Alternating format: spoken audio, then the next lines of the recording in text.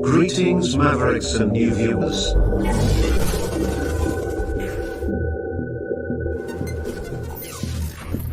Tonight, direct and live from the Maverick News Network World Studios. This is Maverick News with Rick Walker.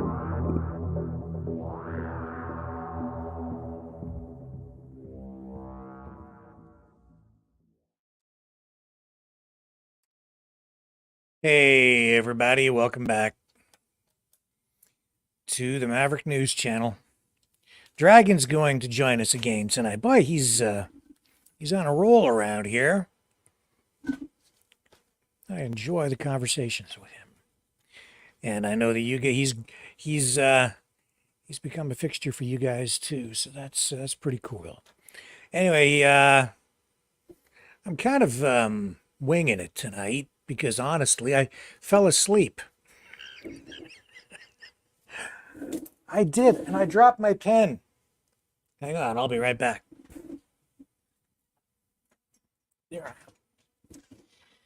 So yeah, we're just kind of winging it, but that's okay. Sometimes the best shows that we have around here are the ones that have absolutely no plan whatsoever. Now, Dragon is going to join us to talk about the politics behind all the stuff that we've been covering at, McGill University, the Gaza, all the stuff.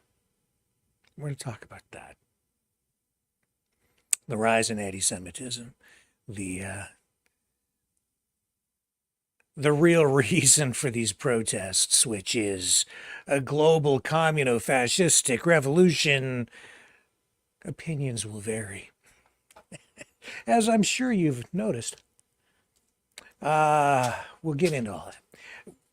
Also, we're going to have a Truespiracies segment tonight. It's Sunday, and I came across a report that claims to have solved the JFK Jr. plane crash mystery. So, how can I resist? Got to touch on that. If they have the answer to the long-standing question of what caused JFK Jr.'s plane to go down, well, we're going to share it with you here tonight. Oh boy! Also, Hamas. A new poll shows that they are losing support. True or not? I don't know. You can decide.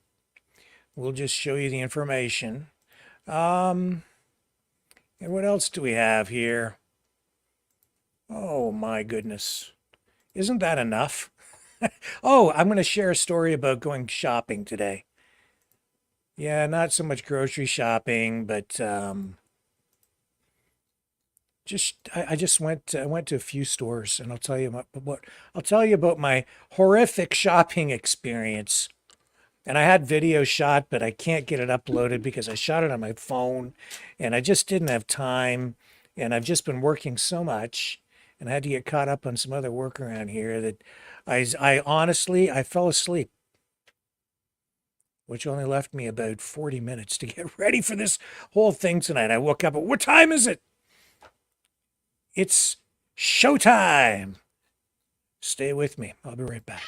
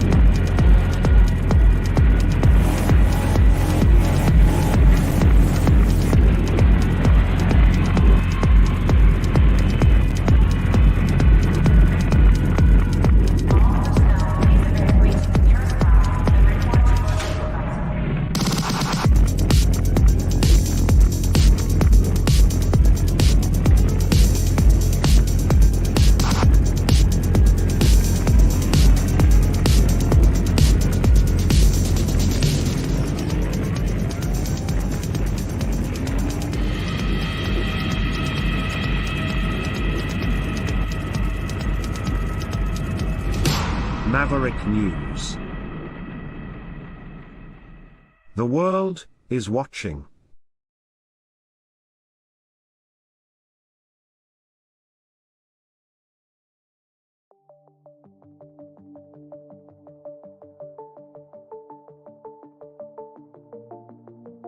Greetings, brave Mavericks. Our quest for truth continues. We go beyond fake news. Together we expose propaganda. Together we pull others out of rabbit holes. We are maverick thinkers. We are all unique individuals, defenders of individual rights and freedoms, credible, trusted, grounded in reality. Maverick News, Maverick News. Defending free speech, free speech. Donate at freedomreporters.com. Do it now. Tomorrow may be too late. Maverick News. The world is watching.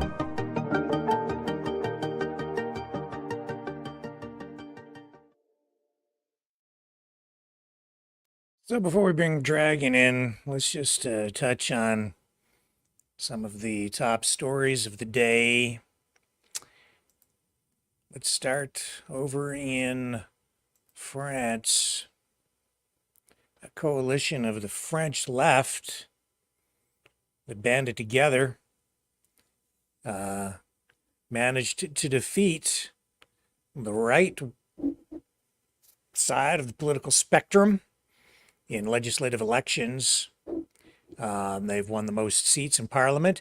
They don't have a majority, but the coalition does give them the government that gives them the power, according to all the polling projections coming in.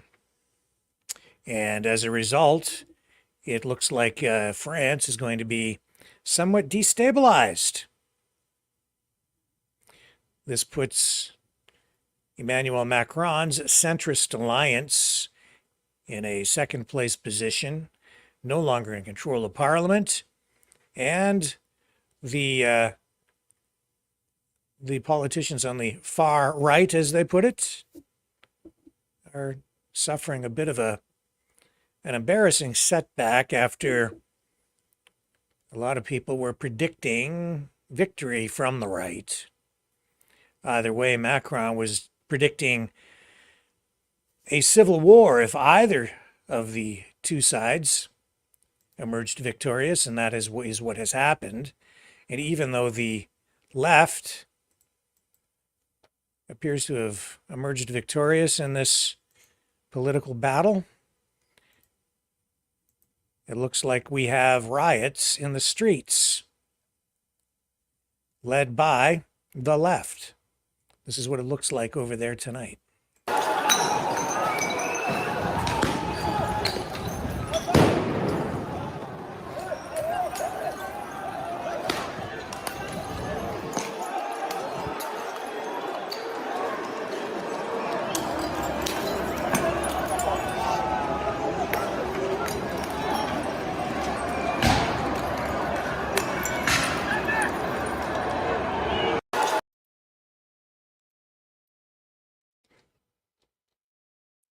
I don't know, does not look good.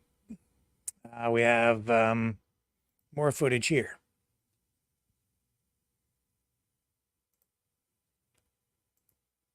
Here we go.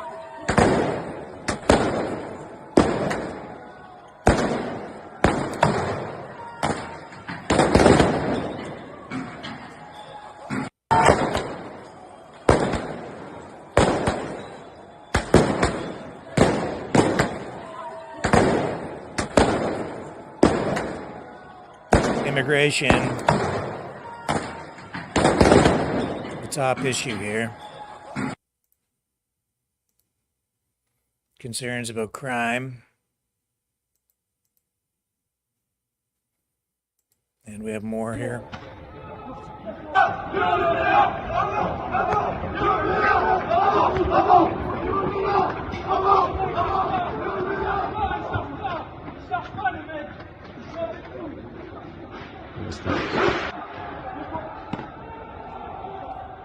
Hebrews.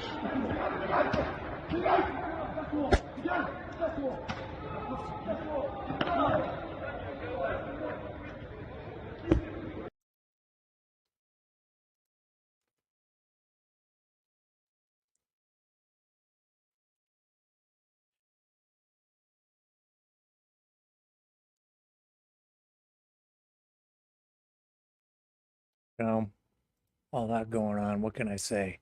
And I'm not sure why this time around this march of the Patriot Front group down in Nashville is getting so much play on social media. Some people say that the Patriot Front group is actually just a bunch of feds. Other people say no, it's the real deal. They say that they are a white supremacist, far right political group.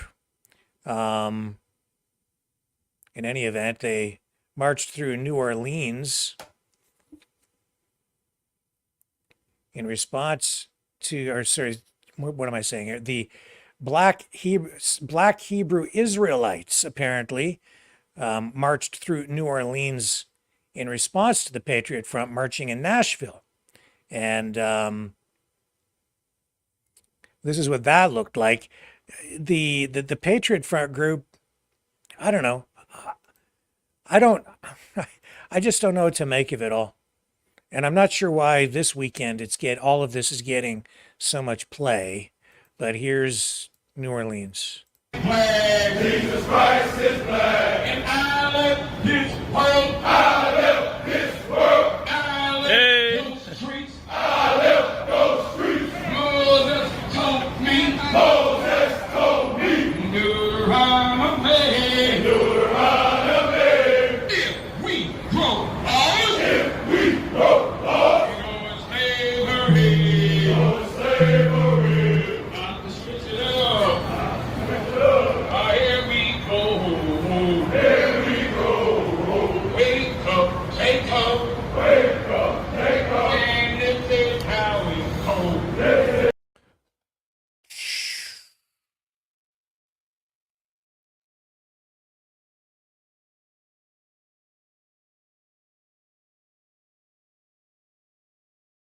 And not everything is a riot.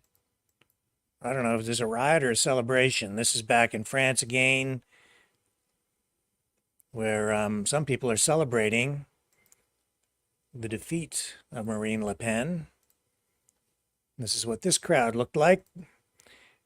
I have to tell you, it's very hard to get real context just from social media and what you're reading online, and even from, media in general. It's kind of a myopic view all the time now. You think you're viewing the entire world, but you're only viewing what people are showing you at any given time. It doesn't give you a broad perspective on the world. But here's what this looks like.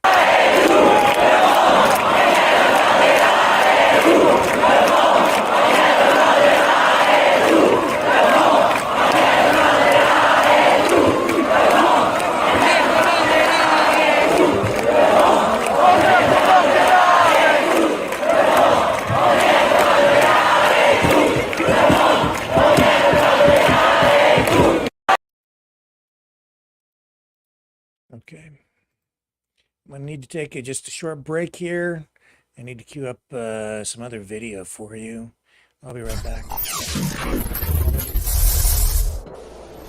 The sharing of biased and False news has become all too common on social media. More alarmingly, some media outlets simply aren't true without checking facts first. Unfortunately, some members of the media use their platforms to push their own personal bias and agenda to control exactly what people think, and this is extremely dangerous to our democracy. In an ocean of lies a century deep, the truth awaits. Choose not the red pill. Choose not the blue pill. For both are an illusion. Discover the power of M. The power of individuality. We are Mavericks, we are the way to the light. Fear not the storm. Join our quest for truth. Truth will set you free. Maverick News. The world is watching.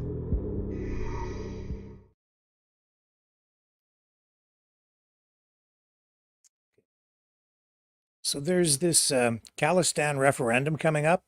July 28th is when they're going to vote.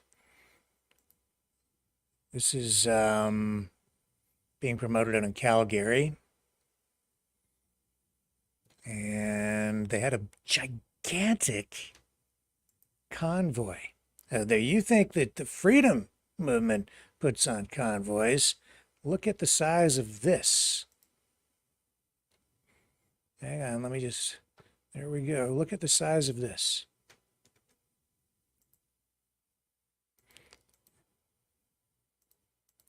I'm working on it here. I'm working on it. Here we go.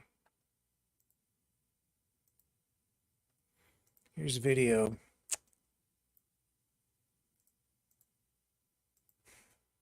Still trying to click on all these things. There we go. No. Let me get rid of all this. There. Too many things.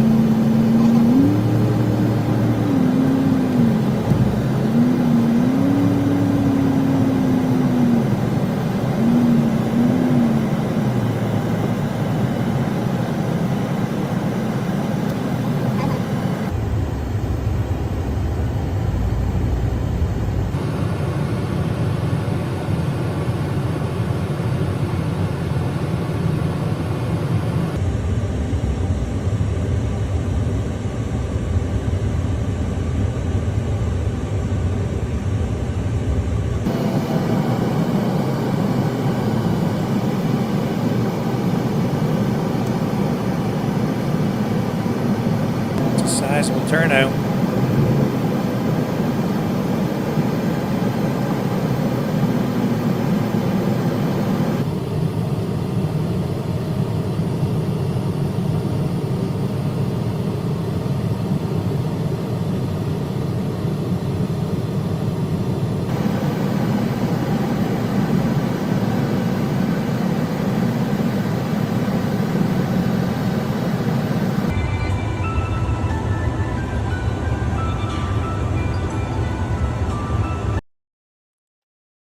I think you've got the idea.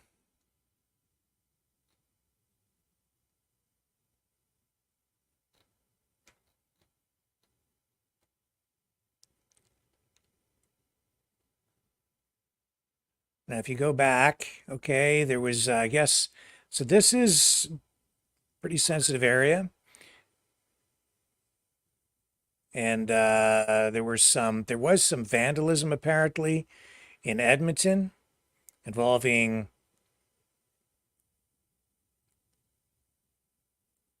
they were aimed to disrupt the promotion of the Khalistan votes, which, as I say, takes place July 28th in Calgary.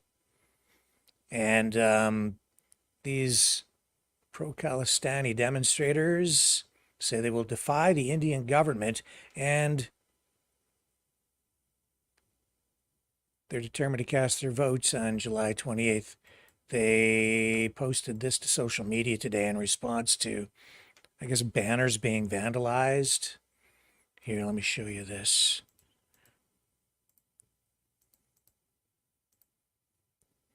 This is the separatist movement, right? This is, yeah. This is all related to the relationship between Canada and India, the assassinations on Canadian soil. Waheguru ji ਕਾ ਖਾਲਸਾ ਵਾਹਿਗੁਰੂ ਜੀ ਕੀ ਫਤਿਹ। Alberta 'ਚ referendum ਹੋ ਰਿਹਾ ਹੈ। Edmonton 'ਚ ਅਸੀਂ ਉਹਦੀ ਮੁਹਿੰਮ ਚਲਾਈ ਹੋਈ ਆ। ਅਸੀਂ ਆ ਇਸ਼ਤਿਹਾਰ ਜਿਹੜੇ ਵੱਡੇ ਬੈਨਰ ਨੇ ਉਹ ਲਾਏ ਸੀ ਦੋ ਪਰਸੋਂ ਲਾਏ ਸੀ, ਦੋ ਗੁਰਦੁਆਰਾ ਮਿਲਵੁੱਡ ਦੇ ਸਾਹਮਣੇ, ਦੋ ਗੁਰਦੁਆਰਾ ਸ੍ਰੀ ਗੁਰੂ ਸਿੰਘ ਸਭਾ ਐਡਮਿੰਟਨ ਦੇ ਸਾਹਮਣੇ। ਇਹ ਕਿਸੇ ਭਾਰਤੀ ਸਟੇਟ ਦੇ ਕਰਿੰਦਿਆਂ ਨੇ, ਉਹਦੇ ਪਾਲੇ ਹੋਏ ਗੁੰਡਿਆਂ ਨੇ ਇਹਨਾਂ ਦੀ ਸਾਡੇ ਸ਼ਹੀਦਾਂ ਦੀ ਫੋਟੋਆਂ ਦੀ ਬੇਅਦਬੀ ਕੀਤੀ। ਤੇ ਨਾਲੇ ਸਾਡੇ ਕੀਰਤਨੀ ਭਾਈ ਬਲਵਿੰਦਰ ਸਿੰਘ ਰੰਗੀਲੇ ਦੇ ਪੋਸਟਰ ਦਾ ਵੀ ਉਹਨਾਂ ਨੇ ਪਾੜਿਆ। ਕੌਮ ਨੂੰ ਇਹ ਦੱਸਣਾ ਚਾਹੁੰਦੇ ਆ, ਇਹ ਖਾਲਿਸਤਾਨ ਦੇ ਵਿਰੋਧੀ ਨਹੀਂ, ਇਹ ਸਿੱਖ ਵਿਰੋਧੀ ਨੇ। ਇਹ ਸਿੱਖਾਂ ਨੂੰ ਬਰਦਾਸ਼ਤ ਨਹੀਂ ਕਰਦੇ। ਬਾਕੀ ਚੇਤਾਵਨੀ ਇਹ ਆ ਭਾਰਤ ਸਰਕਾਰ ਨੂੰ, ਤੁਸੀਂ ਬੰਦੇ ਮਾਰ ਲਏ। We'll need to get somebody on this program who can give us some intelligent analysis of what is going on with all of that.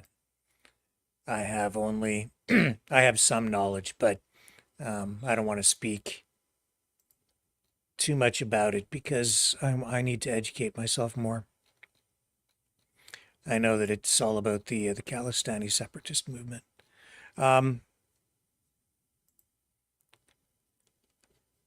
Anyway, let's, is Dragon there? Are you there, Dragon? I see you're in the back room, but I don't see your camera on. When you're ready, you just make yourself visible there and we'll bring you into the stream.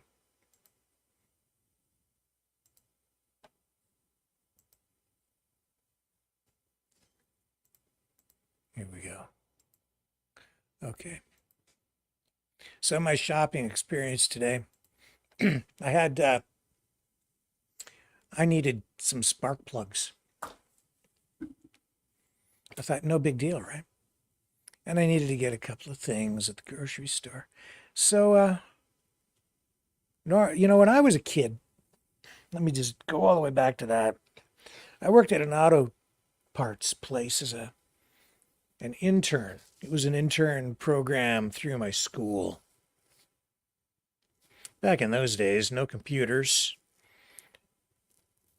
You had to really know your stuff if you wanted to work at an auto supply, like an auto parts store. No computers. They had giant racks of catalogs with all the different parts for all the cars listed by number. And then in the back, you had all the parts sorted, organized, part numbers. You'd look stuff up in these giant like catalogs that you had up at the front desk. Someone would come in and say, do you have such and such a part or a spark plug? You'd go and if you didn't know, you had to look it up in the catalog based on the manufacturer, and then you had to go find it in the back. But back then, we had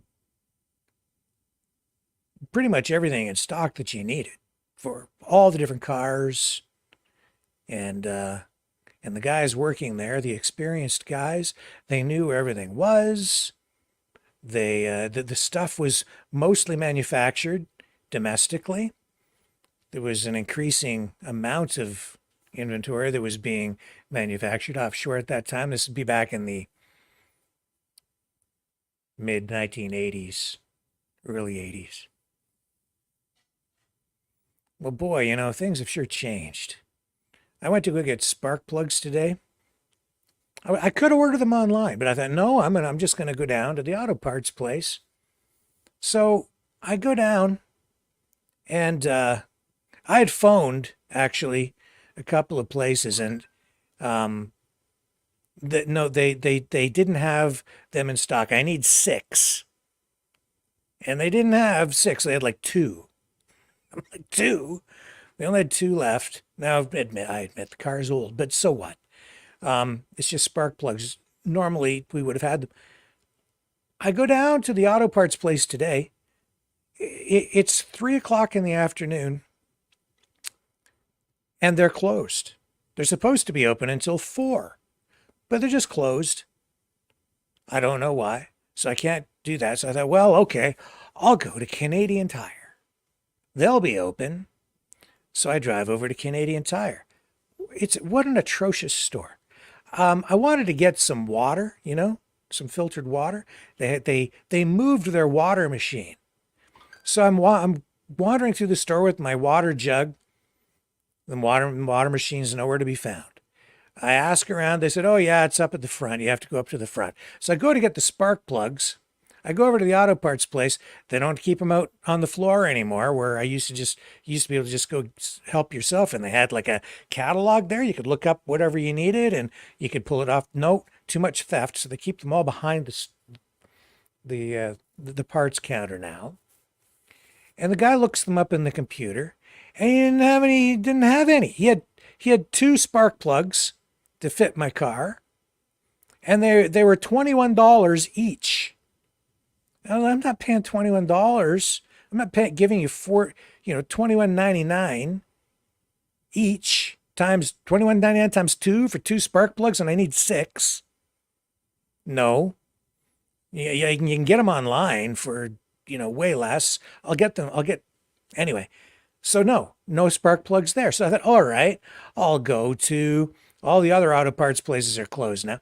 I'll go to, I don't know, TSC stores. Of course, it's not TSC anymore. It's now PV Mart. So I'll go over there. They don't sell spark plugs anymore. It's supposed to be your farm auto supply. No spark plugs, except for like lawnmowers. All right, I'll go to Walmart. No spark plugs. Nobody had any stupid spark plugs today. So then I'm wandering through the Walmart. Used to be able to get some basic spark plugs at Walmart. I'm wandering through Walmart and I'm looking at the prices of things. Oh, back to Canadian Tire. The stupid water machine. They put it up at the front, and I said to the young lady, I said,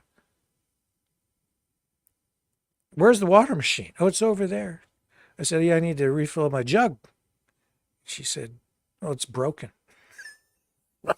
It's broken? How does the water machine get broken? I went, okay, it's broken. Yeah, I guess maybe the fill, I don't know, man. Whatever. So no water, no spark plugs. And I'm like, what's wrong with the economy? And as I was looking around at the prices over at Walmart now, I'm just looking around at, like, not even just groceries, but over in the hardware section, the price of motor oil off the charts. Like $50, $60 for a jug of oil. I'm going through looking at paint. $59.99 for a gallon of paint.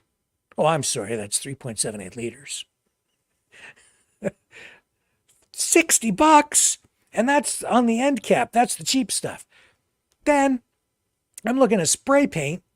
It's like $22 for like a can of spray paint. I'm like, $5, man. No, like $20, $21.99, $18.99, and then there's tax and environmental taxes. Like everything is like off the charts. It's too freaking much. I wander over into the grocery section, just the price of groceries off the charts, $7, $8 for a box of breakfast cereal. It's just wheat in a box with high fructose corn syrup poured all over it, right? Minimal nutritional value, $7, $8. Anyway, guys, I did work at an auto parts place a few years ago too, for better part of a year. And it was a parts source. And when I was there working, I was just, I was mindful of my time as a youth working as an intern at an auto parts place. And the difference was everything in the place now is basically manufactured in China. It's very, very worrying because I remember working there and I was organizing all the brake pads, and I came across some brake pads that were manufactured locally here by Bendix Corporation when the factory was open. And I picked these things up, and they were just old, probably for a model of car that wasn't popular anymore. And actually the reason we were organizing stuff is we were throwing car parts away, car parts for models that were obsolete. So we were filling a dumpster and just chucking all the old parts, stuff that was still in inventory that wasn't selling because it cost more to keep it on the rack in stock than it did to throw it away. So they needed to make room for more inventory, literally throwing it in a dumpster. Some of it's off to be recycled, and another one just goes straight to the dump. Brand new auto parts, like dumpsters full. But these parts, I pick them up, and it says "Made in Canada" right on the box, and I go to, and all this dust coming off them. But not anymore. You go to you are buying your cars, you're fixing your cars these days with parts that are, generally speaking, made in China. You're driving Chinese cars, or at least 50% Chinese now, especially with cars that are being repaired with parts. Just to let you know. And today was just another wake-up call. The economy has changed. We're shifting over into this online economy, whether we like it or not. Everything is going online. And the reason the stores are not stocking things like these spark plugs is you need to have a lot of them, a wide variety of them. And if they devote shelf space or even warehouse space to these things, that costs money. And because people are buying stuff online more, the volume that they're doing with these particular kinds of products, it's sort of a specialty item, right? Especially for an older car. They're not stocking the stuff anymore. So the only place you're going to get them is either by going to a specialty shop where they may even need to special order the stuff, or you have to order it online yourself. And if they have to order it at the shop, why wouldn't you just order it online yourself? And you're probably going to get it cheaper ordering it online. So I hear people saying, we don't want this and we don't want this. And we don't want that. We don't want the CBDCs. We don't want central bank digital currency. We don't want all this online stuff. We don't like digitized economy, blah, blah, blah. You're not stopping it. It's coming whether you like it or not. It's already here. And it's not necessarily more convenient. I mean, the spark plugs, you can get them shipped, and they can show up in a day or two. But to just go down now and buy what you need at the corner store or even the department store, not really happening. And then just even, last week, 2 days ago, just strolling along through the strip plaza where the pharmacy is, just down the street here, so many vacant stores, even in this small town. Commercial real estate under pressure. I mean, it's still pretty much, not a lot of vacancies, but too many. Quite, probably 20-25% of the plaza has vacancies now. It's just another sign of the changing retail landscape. And I don't think I like it, but we're going to have to adapt. We're going to have to roll with the changing times. Retailers are going to have to rethink the way that they are doing business because they're all under pressure, even places like Walmart. And if we're not careful, we're going to end up with a bunch of gigantic, deserted shopping centers, and even our urban area, our suburban areas, our suburban shopping malls are going to end up looking like gutted donuts with giant holes, just like our downtowns. That's what happened when, with an increasingly mobile society, our downtowns got hollowed out as people moved out of the downtowns, out into the suburbs, had cars. I'm sure you know the history. We built shopping centers in suburbs, and people spent less and less time shopping downtown in their communities. As a result, a lot of cities ended up with giant holes in the center, areas of economic depression. Same thing, I think, is potentially going to happen in suburbs if we're not careful. Anyway, just some observations. And if I get that video loaded up, maybe I'll take you on a little shopping tour and show you that the price is not right. The price is all wrong. Maybe tomorrow. Stay with me. We're going to come back, and that's inflation. Thank you, Justin. We'll come back in a moment with the Dragon.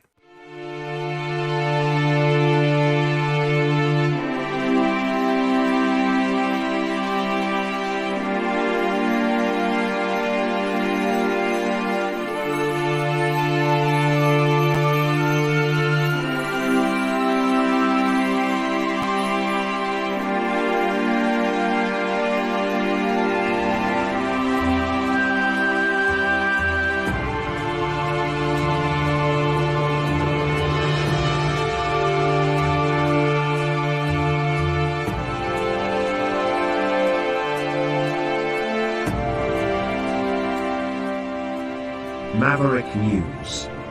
The world is watching.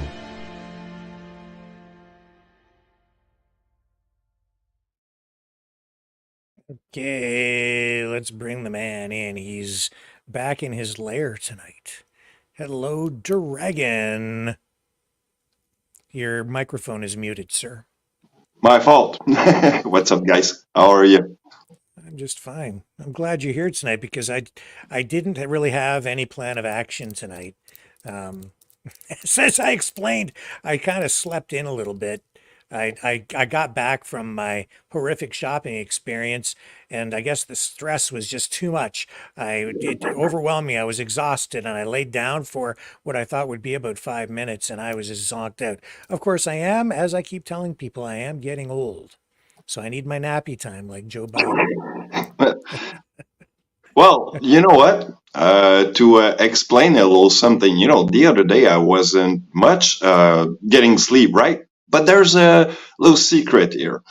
I did a lot of martial art in my early days, say, and well, I will say that meditation is part of my schedules all the time. So I mean, that it keeps my mind pretty much zen and my health in top shape. How do I meditate? How do I get to a place of zen? Well, it all starts with being on a comfortable status. I mean, you just put yourself on your bed or sitting on the best chair that you can find. First of all, after that, you got to breathe, okay? And you got to actually concentrate yourself on your breathing. The breathing is really important. So always listen to your lung getting expand and so on. So I mean, and a good trick is the boxing breathing techniques, which is you're in breathe 5 seconds and you're exhale as much as you can without counting, and then you're taking another breath. But as much as you take more breath, you can count more than 5, and then you get like at a serenity type of moment in your and it doesn't take long. Okay, I'll maybe try that. Mostly the way I do it is I lay down, I pass out. When I wake up, I check to see if I'm breathing. If I am, I'm grateful to be alive. That's about it. Check the pulse too. That's right. And sometimes I have to these days I have to remind myself to breathe. Well, yeah. Yeah. Yeah, take a deep breath, Rick. It's okay. You're still here. You old fossil. Oh man. So we spoke earlier today on the phone, you and I, and you had been watching some videos, which is these days usually dangerous. And what did you tell people, I guess, what you were coming across, and I guess we can start there, and that'll kick off the conversation that I guess you wanted to have tonight. Well, it was a beautiful podcast from the Hudson Institute, and they were speaking about what was going on from the inside point of what's happening with the pro-Palestinian movement, if I can call it this way.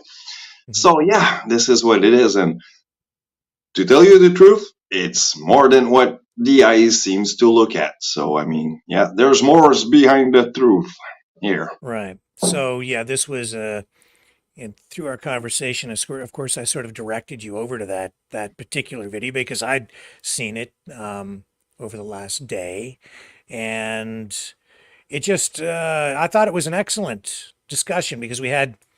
I don't remember who it was in the video because honestly, when I was watching it, I wasn't watching it. I was zen, laying in bed at the time because I run stuff, and I was listening to it. But I think there were 4 professors Yeah. from the Hudson Institute, and they were really talking about identity politics, the rise of the far left,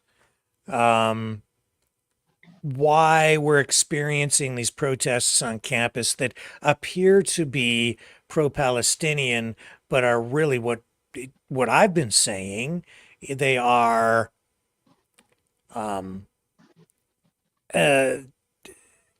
what we're dealing with is really far left political activists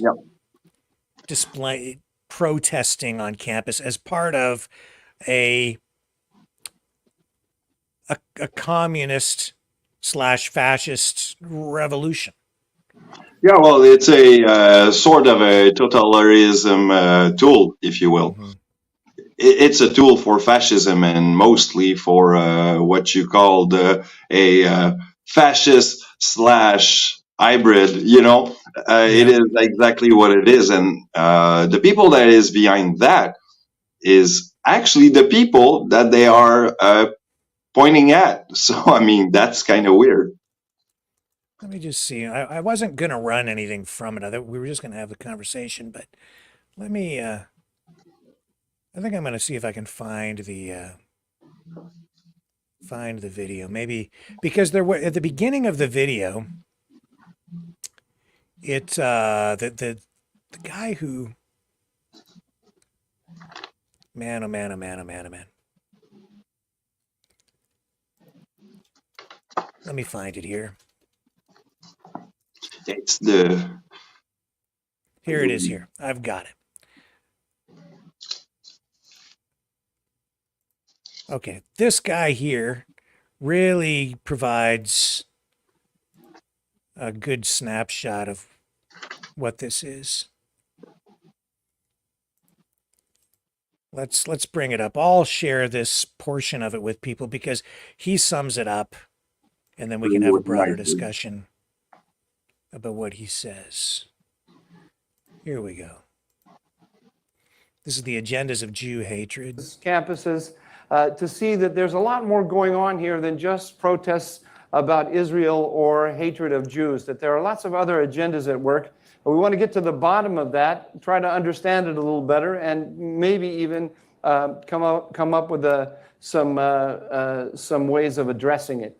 I have a fantastic panel here. I can't wait to get into the discussion with them. I'll just very quickly introduce them. We have from Arizona State University, Professor Paul Caris. He's a professor in the School of Civic and Economic Thought and Leadership at Arizona State. And he was the founding director of that school. We have, to my immediate left right here, Elon Berman. He's a senior vice president at the American Foreign Policy Council here in Washington, D.C.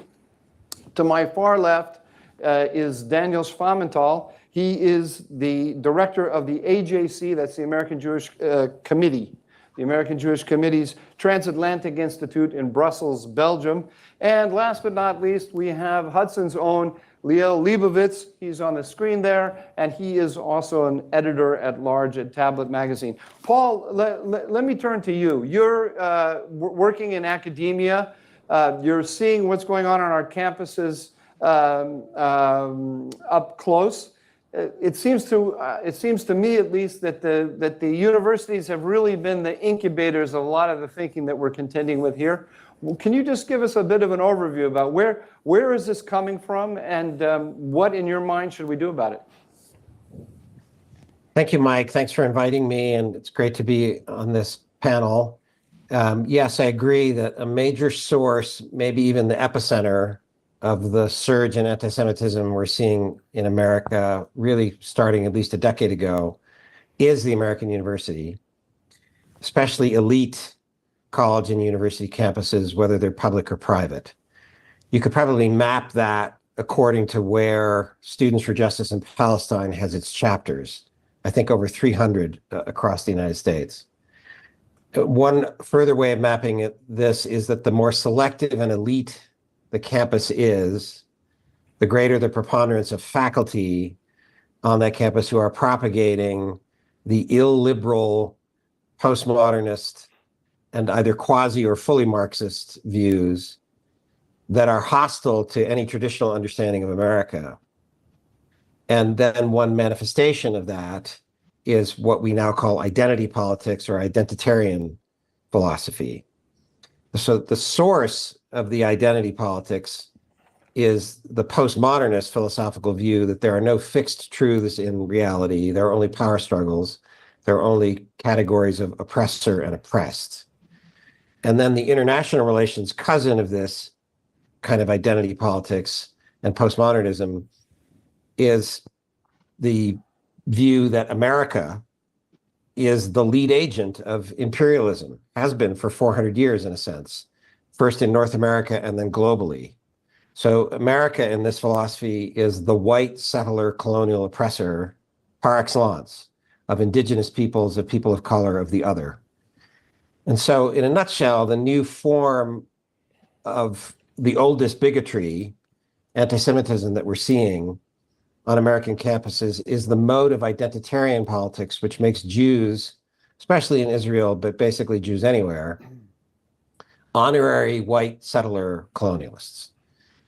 An insight about this is captured in a nutshell by Andrew Sullivan in a 2018 essay, which then was talking about the rise of woke culture by saying, we all live on campus now. That was the title of the essay.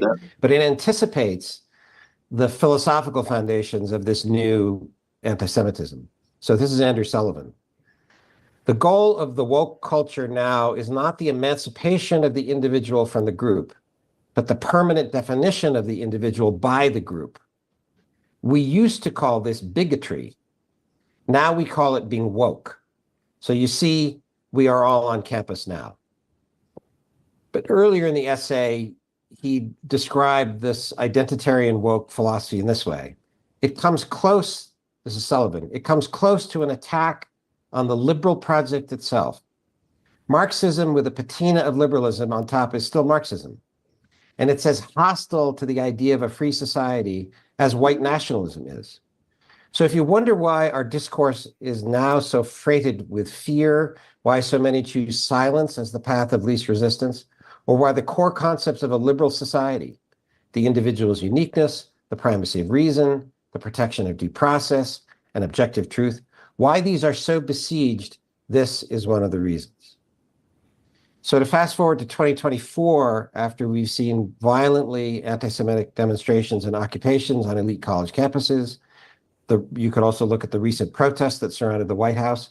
We could update Sullivan to say, we are all disciples of Edward Said now.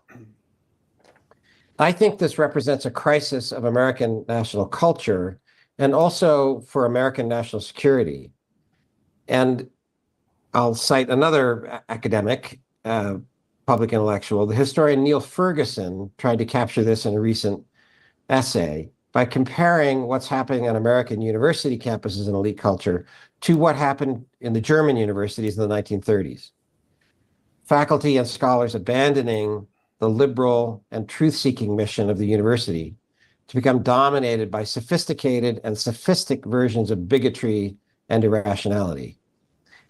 If the Heideggerian and Nazi philosophy hated liberal Weimar Germany, the strain of postmodernist irrationalism, now heavily present on many elite American university campuses, propagates a hatred of America and of the tradition of Western civilization that produced the idea of America. And it's also, as Walter Russell Mead wrote in his recent book, The Ark of Covenant, it's also the philosophy and civilizational view that produced American support for Israel and has maintained American support for Israel for over 75 years. I'll finish with a note about civic education, which I've been focused on for a long time. First as a professor, a civilian professor at the U.S. Air Force Academy, and now, as Mike mentioned, founding a new department school at at Arizona State University. One cause of the rise of this anti-America and anti-Israeli irrationalism on American campuses is the absence of an American civic education in higher education. Another way to put this is that absence of American civics, higher civics, is an element of the postmodernist, cultural Marxist, identitarian philosophy that's been growing in American universities since the 1968 anti-Vietnam War protests. It's not accidental that American civic education, as part of a liberal arts education, has been eradicated on most college and university campuses.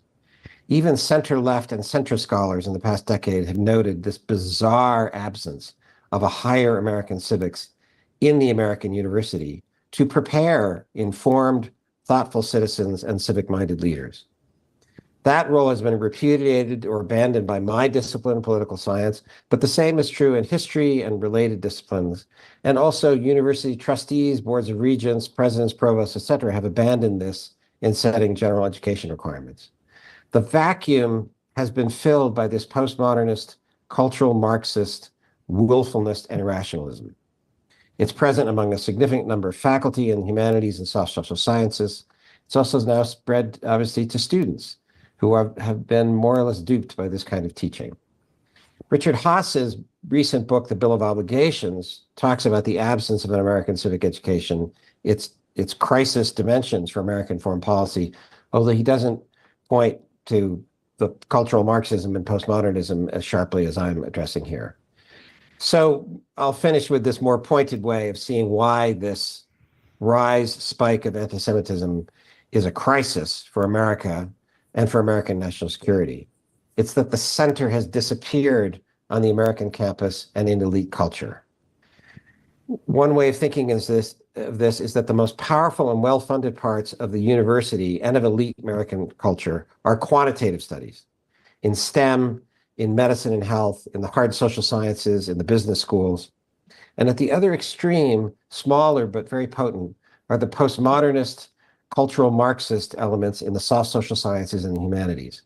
What's missing is the traditional middle, the liberal arts spirit that provides the middle ground and the ballast for the truth-seeking mission of universities and our elite culture, the space for genuine discourse and for debate. And it's also the space for passing along a critical appreciation of the foundational ideas of America and of the civilization that produced it. These are dwindling or even have been eradicated on some college and university campuses. That's the space where the anti-Semitism can grow. The absence of the reasonable center does not provide a good foundation for forging sound American national security policies from year to year, decade to decade on any topic, let alone relations with and support for Israel. You could say this philosophical crisis, as I would call it, is one source of even the near chaos of post-Cold War American foreign and security policies, the inconsistency across the past 30 years, which has been so cleverly exploited by Russia and China and Iran. So I'll finish with that as my opening thought. Wow, that was a very powerful opening point. I've got so many questions to ask you. That was powerful. I mean, off the top of his head, he sums it up. That was, like, for me, so on point. What are your thoughts initially, Dragon? Well, actually, he was on the spot. And not only that, he did actually, in his first minute, he did add a reference toward also iron sport industry that is also behind, say, some of the fortune. So we'll also argue that Qatar is one of the biggest,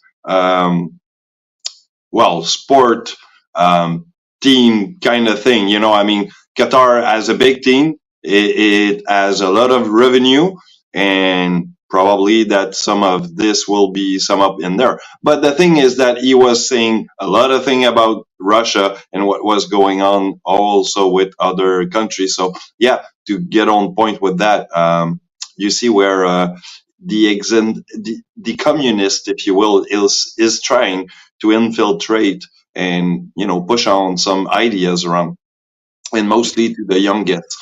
Yeah, this has been, as we all know, this is a problem that has been with us for a long time, not just since October 7th. And it isn't just about anti-Semitism. It's the rise of the extreme left. They've been taking over our educational institutions. They have been indoctrinating instead of educating at our universities. And from the universities and colleges, it's gone down to high schools, elementary schools, all the way to preschool.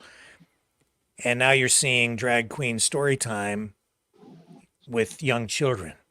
This is what the core of the problem is. The thing that's of extreme concern to me as well is that I have people sending me stuff, news clips, information, trying to convince me that everything is the fault of the Jews. And they think that they're freedom fighters, but what they haven't clued into yet is that they themselves are being indoctrinated into this left-wing political ideology, the very political ideology that they've been out protesting and opposing.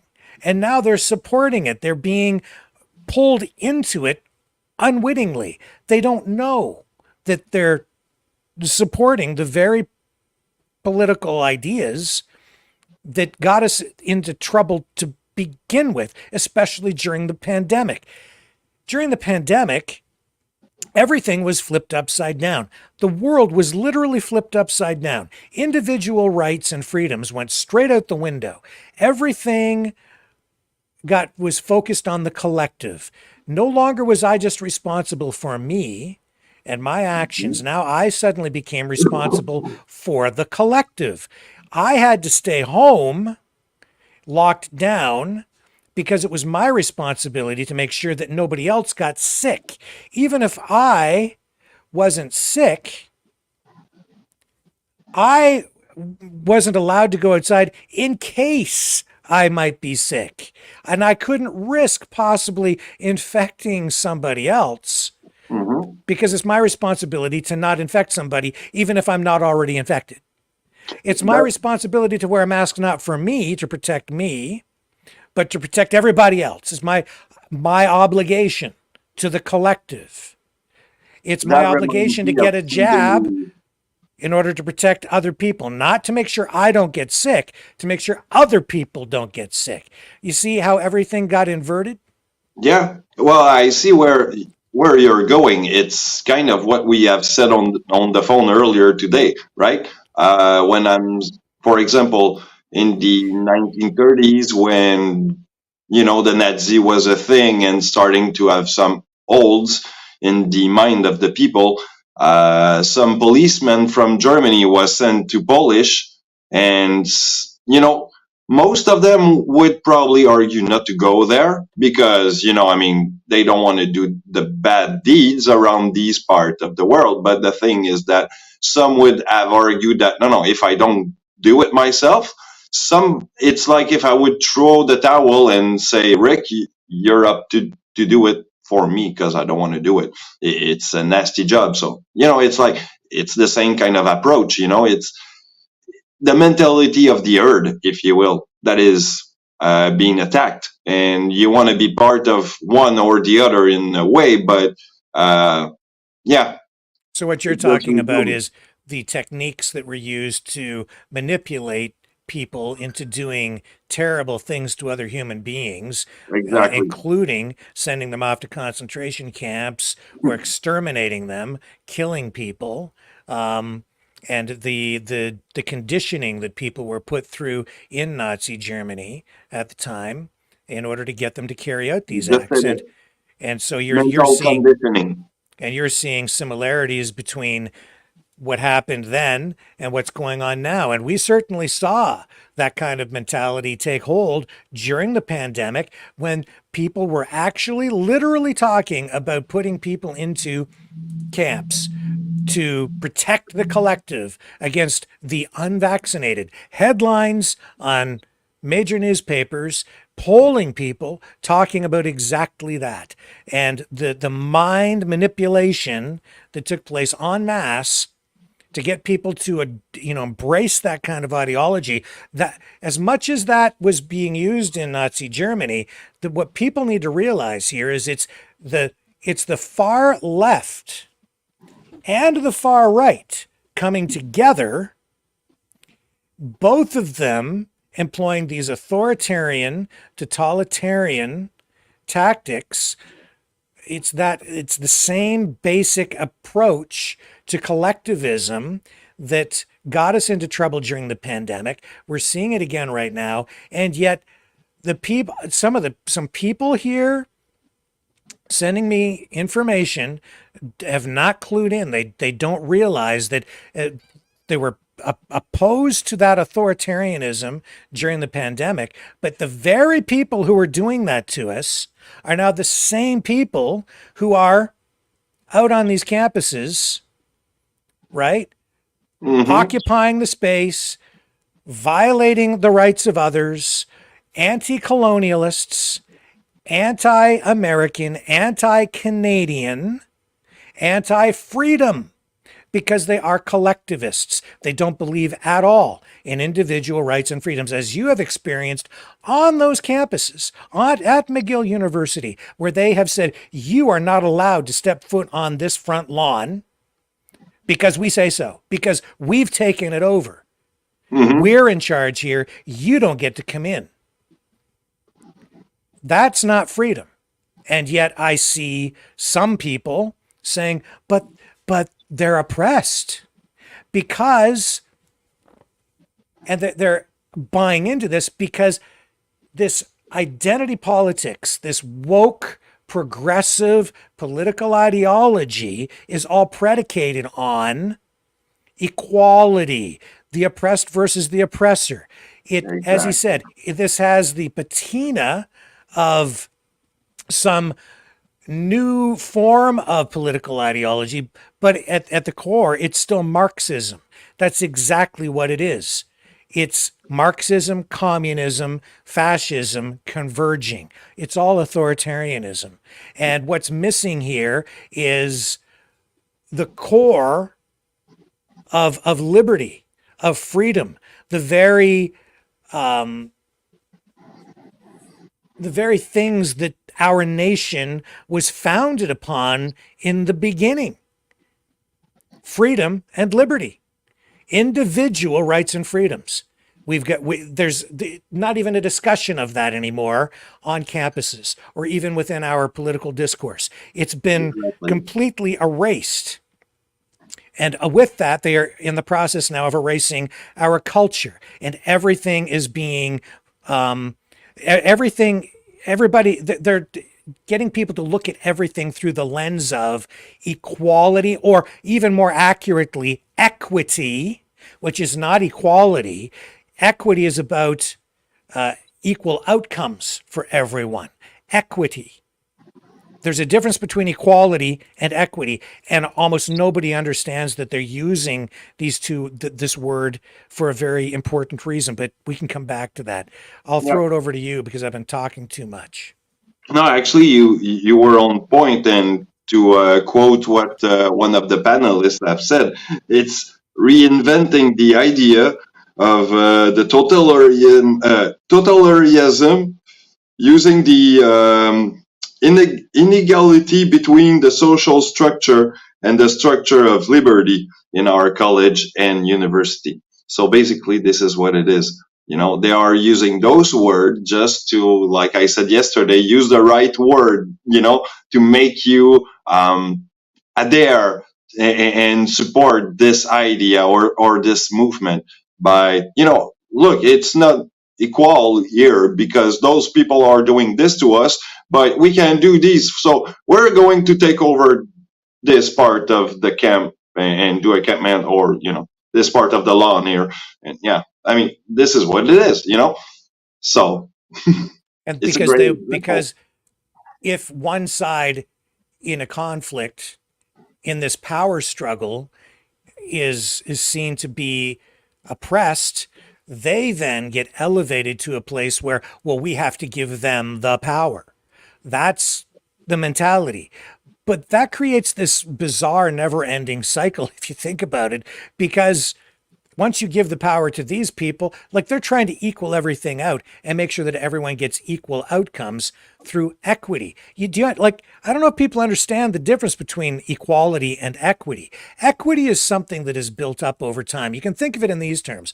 Equity in your home. You work every day, you take your paycheck, you keep paying off your mortgage over time. And the more you pay down your mortgage, the more you own more of the house that you own, to the point where you own 100% of your home. You now own all the equity. The equity is the built up value over time in your property, and you have rights to that property because you have worked for it. That's your equity. Right? You built that up over time. But what progressives, Marxists believe in, socialists, what they believe in is equity universally. Everybody is supposed to have equal outcomes. So they're coming for your equity. The equity in your home. They're coming for your property, right? So these progressives, they're saying, well, this group over here is oppressed and you have equity in your home, but because you're a colonial settler or a Jew or a Zionist, you really have come by this unfairly. You've really stolen it because you're living from a place of privilege. You've had opportunity that others have not had, the oppressed people have not had. So we need to take your property and redistribute that to other people, to the oppressed. And then we get equity. They're equal outcomes. We're going to just redistribute the equity, the accumulated wealth of the entire nation, and make sure that everyone gets the same.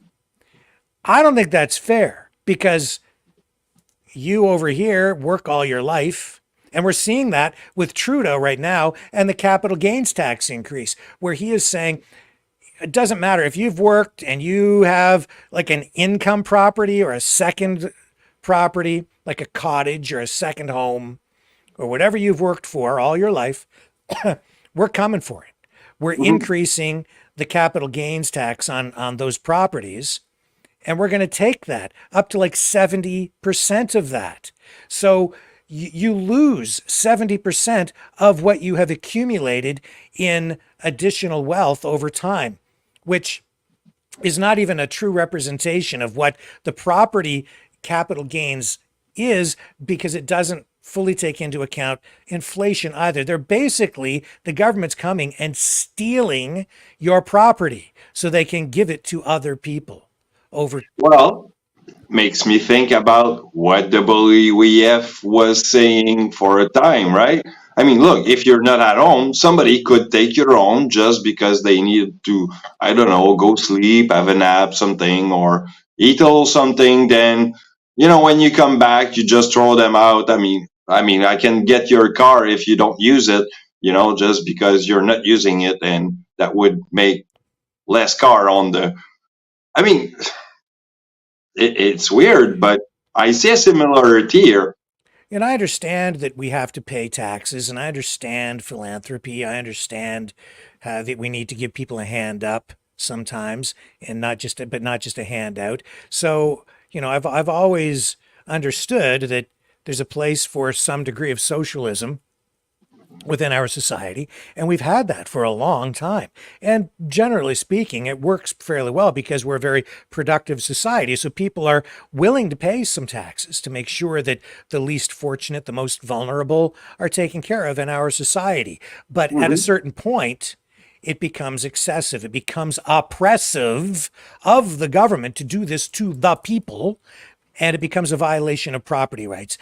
And the people on the progressive left have no respect for property rights whatsoever. They will take this stuff away. But you see, the little trick that they're using here is that they are using Jews, Zionists, capitalists, America as a scapegoat for what it is that they want to do, as they are going about their business of confiscating your property or lobbying through protests like the ones we're seeing right now, either Occupy Wall Street, which is anti-capitalism, or Black Lives Matter, which is basically a pro-Marxist organization, or what we're seeing on campus right now, which is anti-imperialist, anti-American, anti-capitalist, anti-Israel, anti-Zionist. When we see all of these things, it's they're flipping this around, and they're making, like, I got this thing today from, I won't tell you who. He sends me this thing basically blaming all of the problems of the world on the Jews. And if you go down the list of all these things that says the United Nations wants to do to us, it's just a list that somebody made up. But it's basically reads like a checklist for the Communist Manifesto. It's Marxism all the way down. But they're saying that's the Jews that want to do it to us. No, it's the progressive Marxists who are doing it to us now, and the fascists collectively together. It's what Justin Trudeau and the Liberal government, that's what they are doing to us right now.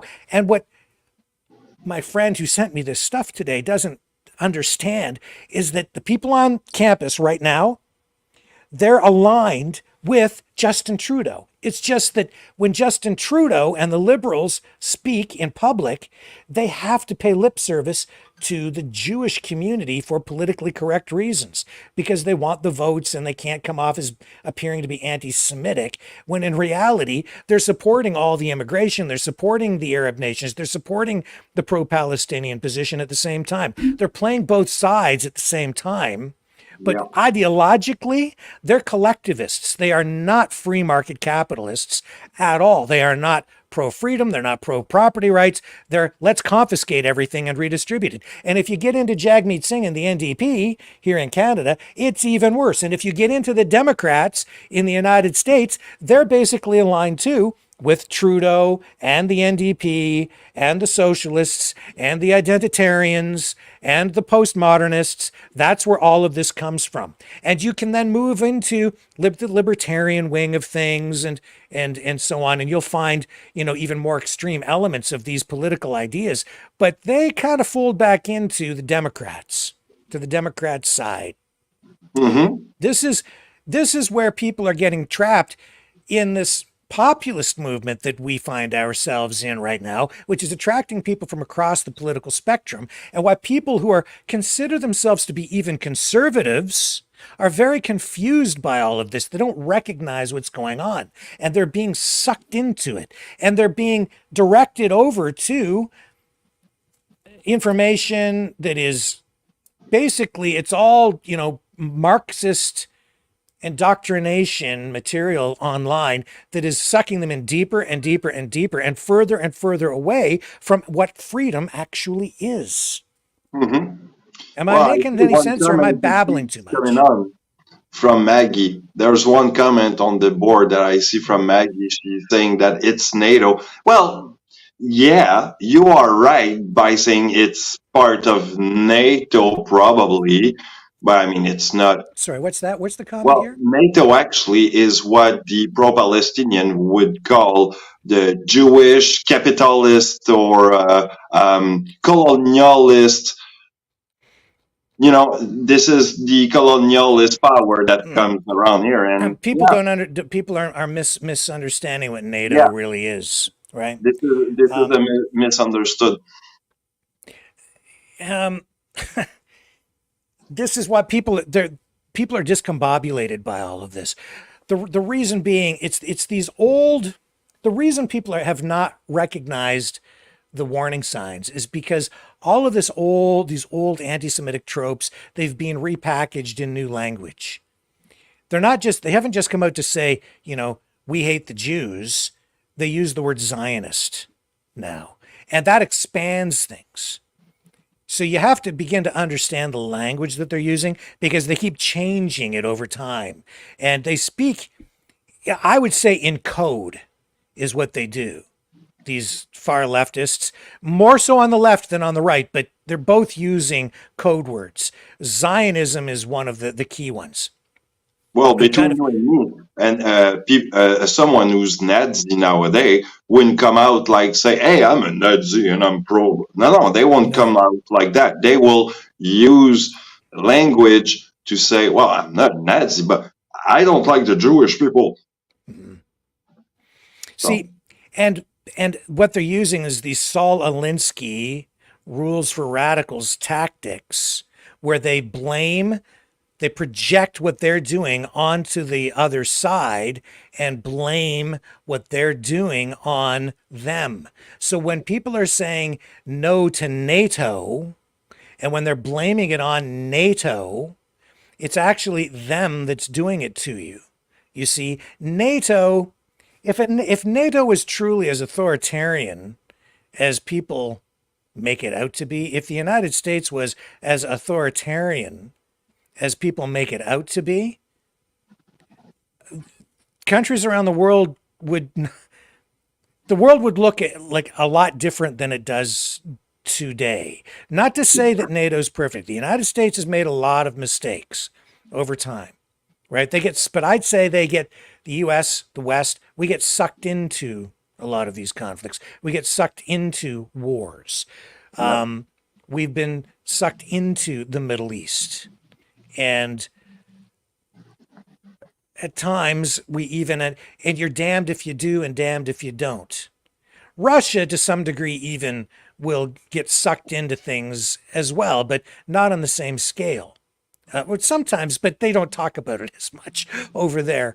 Not the way that we do. It's too simplistic to sit there and say this is all NATO's fault. And it's interesting, these. Everything we blame on ourselves. Everything is the United States' fault. Everything is our fault. And we self-flagellate. We've been conditioned now because of this identity politics and the attack on our own culture to be ashamed of who we are, to be ashamed of being American, Canadian, of our own culture, our own history. As people want to tear it down, we are so eager to appease and to not hurt people's feelings now that Joe says NATO is global. No, I would argue it's the opposite in many respects these days. NATO. I mean, yes, they are globalists probably in a way, but it's not the first. Okay, look, I will say it this way, okay, guys? If you keep talking about NATO being the problem, sure that there is part of that, but like I say, this is actually the pro-Palestinian humping you on that idea, and you're buying bits of what they are trying to do. So you're probably not a pro-Palestinian or pro-Jew or whatever, but you're still buying part of the rhetoric here. I'm going to approach it from this way. Imagine there's no more NATO. Imagine NATO falls apart. What happens to the world? Well, the United States probably ceases to exist. These free nations were individual rights, Western countries, if they survive at all, will regress into more authoritarian types of societies. There will be the vacuum left by NATO. NATO has been a shield against authoritarianism. It has been a shield against Islamic fascism. It has been a shield against communism, especially during the Soviet era and the Cold War.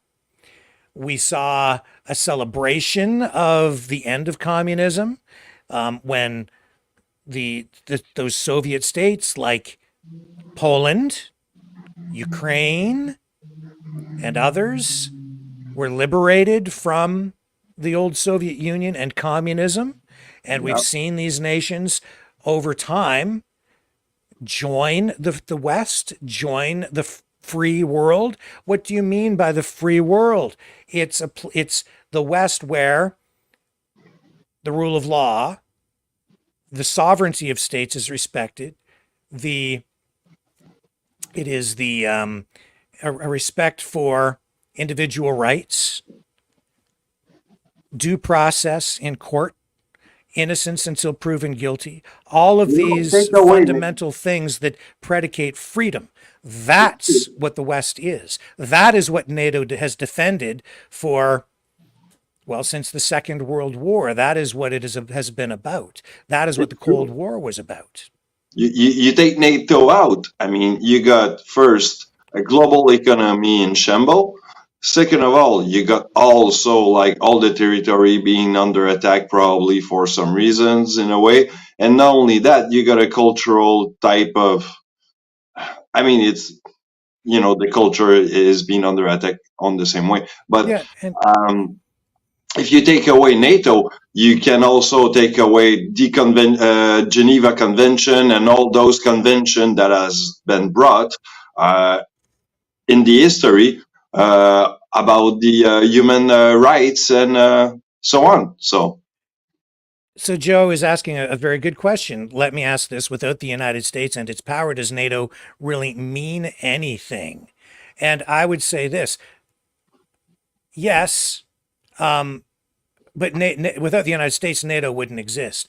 The United States, with its military, has been the world's policeman since World War II. But you see, after World War II, when the United States was the only country with the nuclear bomb, they could have done anything they wanted to. They could have gone around and bombed all their adversaries. They could have gone in and bombed Russia. They could have ruled the world at that point, but they didn't do that. The power has been shared.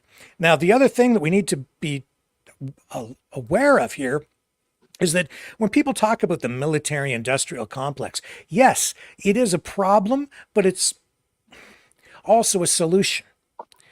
It has been the inevitable solution to a global problem in order to preserve freedom. That's what NATO has become. The United States economy has become dependent on or directly attached to the military-industrial complex because of the necessity of becoming the world's policeman. In order to create this shield against communism, against fascism, in order to make sure that nation states around the world in the Western world remain free, the United States has had to build up this immense military over time and maintain it. And the money that has been spent on that over time is one of the things really that is what props up the US dollar. That's why the US dollar is the world reserve currency. It isn't because of the gold standard. It isn't even just because of oil. It is because of military spending now. And people will say, well, you see, that's what we're talking about. It like they just want to make money. That's why they keep going to war. It's not, it wouldn't matter if they were going to war or not going to war. Okay? The military would need to be there anyway. The spending would need to continue regardless. Yeah. Now they're spending a lot on wars right now. But my point being, people need to understand that, yeah, our economy is dependent. The West is dependent. Now, the United States is dependent. The economy is directly tied to all of this spending. And it's connected to the value of oil, to the price of oil. It's the petrodollar, but it's also military spending. And that happened under Nixon in the 1970s when he took the dollar off the gold standard, made the deal with Saudi Arabia that other nations have to buy oil from Saudi Arabia in US dollars in order to create global demand for the US dollar. And then because the dollar is the world reserve currency, it can then capitalize the financing of all of the military spending, which is then used to create this umbrella of protection for all Western countries through NATO. And other countries contribute as well, but the United States always has been the biggest contributor, investor, if you will, in making sure that freedom is protected over time. If the economy in the United States falls, you see, it is fragile. That's why they're coming after the West on so many fronts right now, the opposing side. They're forming this axis of powers, again, Arab nations, India, Brazil, Russia, China, Iran. They're all aligning together to attack on an economic front. Yep. With the BRICS nations, with an alternative currency, to pull people away from the US dollar.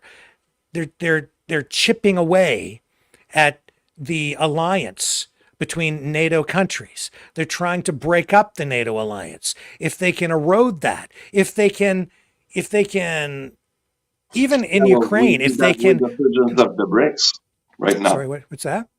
You see that with the surgence of BRICS. Yes. The new economic absolutely front of the European side. Well, mostly I think it is Russia, China, Korea also that is embarking to the whole thing. So yeah. And just as the economy of the US is failing. I wouldn't go like it is in trouble. Excuse me, in this regard, we do have too much inflation because they've been printing far too much money, especially during the pandemic. But I would put this to you. I wouldn't count the U.S. economy out. There's a lot of residual value in the United States in just physical assets that can be tapped into over time in order to capitalize expansion and continued economic prosperity over time, or even an economic revitalization. And we've seen the capacity of the American people with a population of well over 300 million. It's a big country with a lot of potential there, and it still is the world's largest economy, rivaled now by China. But we're not dead in the water. And I don't want it to fail. There's a lot of talk. This is the other thing about the economy. Economies are built on confidence. Confidence of people in their systems, confidence of people in their dollar, in their banking system, and so on. The reason you hear so much negative talk about the economy, and I talk about the negative aspects of it myself a lot, okay, because of inflation in particular. But some people really throw a lot of fuel on that fire to fan the flames because they want to undermine confidence in the economy, especially foreign countries, where they'll really amplify negative messages about the U.S. economy and the U.S. dollar because they're trying to undermine confidence in it, so that people, if people lose enough confidence in the dollar, they'll start dumping their dollars. If they don't believe in their bank, if they think their banks are not secure, they'll run to the bank and pull all their money out and start a run on the bank, and that can cause a collapse. If they don't believe that the value of their investments in stocks are not secure because they think that companies are about to fail, they'll start selling off their stocks, and it can cause a stock market crash. That's why you get so much negative stuff even coming from outside influences. It's an attempt to undermine the economy by attacking public confidence through public information campaigns, propaganda, information warfare. Exactly. And to answer some other guy's question, probably about our how this defense that we got into. Well, look, let's go back to World War II. Okay, what happened in Pearl Harbor? Right, Pearl Harbor was attacked at some point by the kamikaze, as we all know. All right. So what happened is that the U.S. Government has decided that the doctrine that they had was wrong. So they have decided to change the doctrine.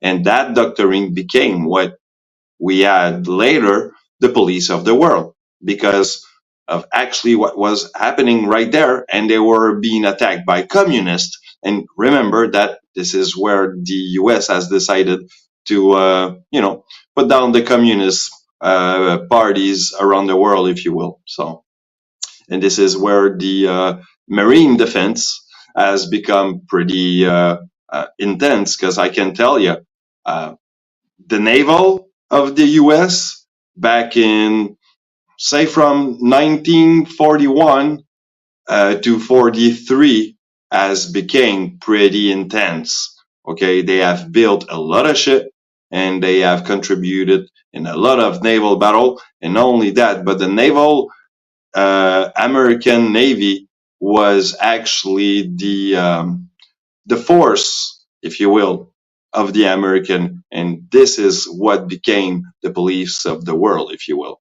because on land you cannot go everywhere, but on the water you can get access to all the world. So this is how the U.S. government was thinking of that, residing a lot of bases everywhere in the world. And not only that, but the Navy was part of this police. So remember that, guys.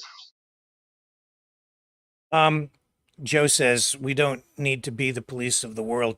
Well, in NATO polices itself. That's sort of the point. It's not just the United States policing. It's the NATO countries. It's the West, and it is the United Nations, which is actually, I think, that's part of the problem that we're dealing with. Is that the United Nations is collectivist in its approach to the world too, but that's not really in itself. That's not really like a NATO thing. NATO is a separate deal altogether. But the United States does not dictate. I mean, it certainly the influence in Europe of the United States is massive, obviously, because these European states rely on the United States for security now, right? But they also contribute, and they're part of it. And they are sovereign countries unto themselves. The United States does not dictate to Britain. The United States doesn't dictate to France. But we certainly do provide protection. Yeah.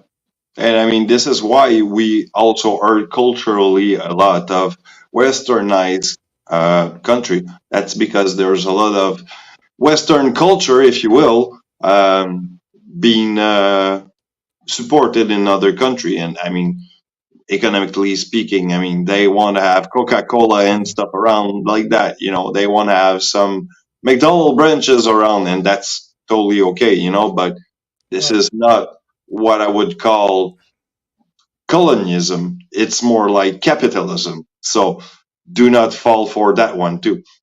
Joe says it's 90% the United States. Joe, what do you think is going to happen if there's no more NATO? If NATO falls, do you know what's going to happen? Like, one thing I will say, you're going to miss everything you have. Human right goes to trash from the moment that NATO falls. It's not just that. It's everything that you have, everything that the West is, it's gone.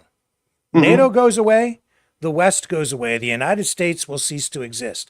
The economy will be gone, you'll be living in poverty, the Western countries will be plunged into poverty, you'll see a depression like that makes the 1930s look like prosperity.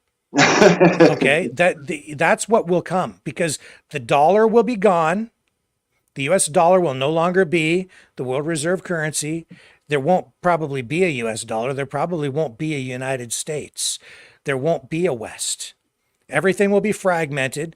It's hard to say where things will actually end up, but all these countries will be split up. Some will go this way, some will go that way, some will become communist, some will become fascist. So who knows?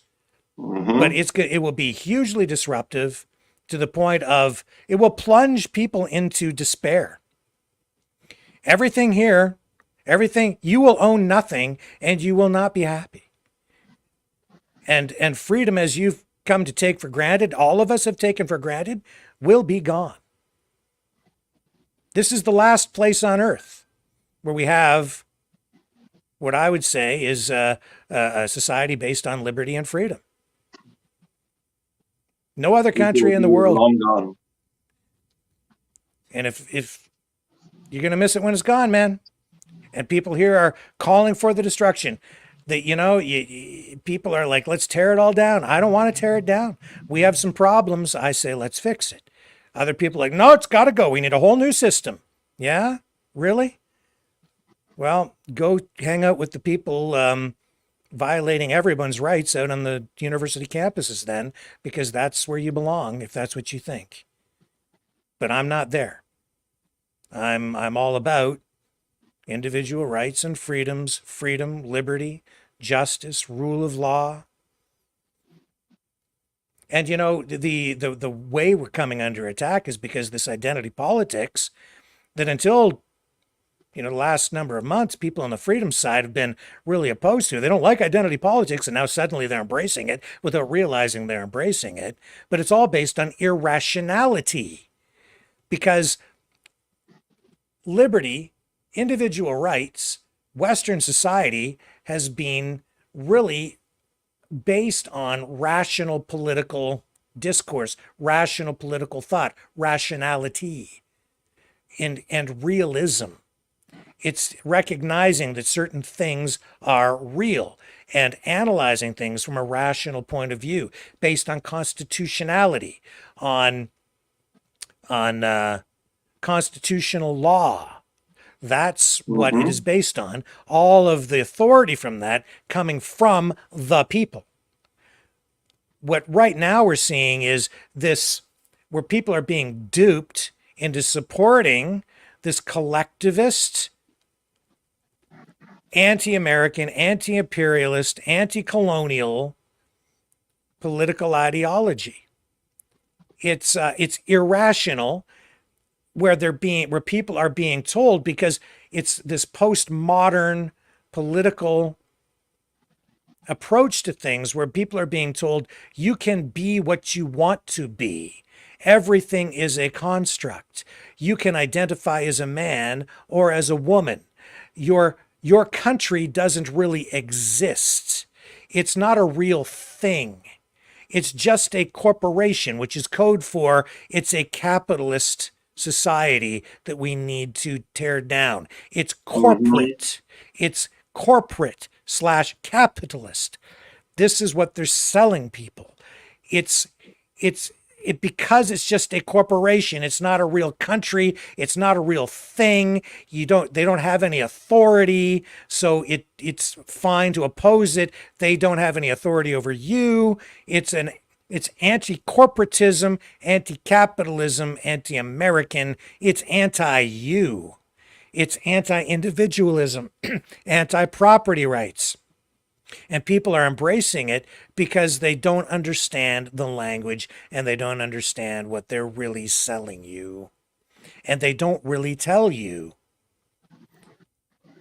And people might think that I'm shifting my position and you used to talk more like a freedom fighter. No, my position has been very consistent. You can go back and check like 2 years ago when I was opposed to these unity flags that were being flown around. And I kept saying, well, what does that mean? What do you mean by unity? Why are you flying a unity flag if you're all about freedom?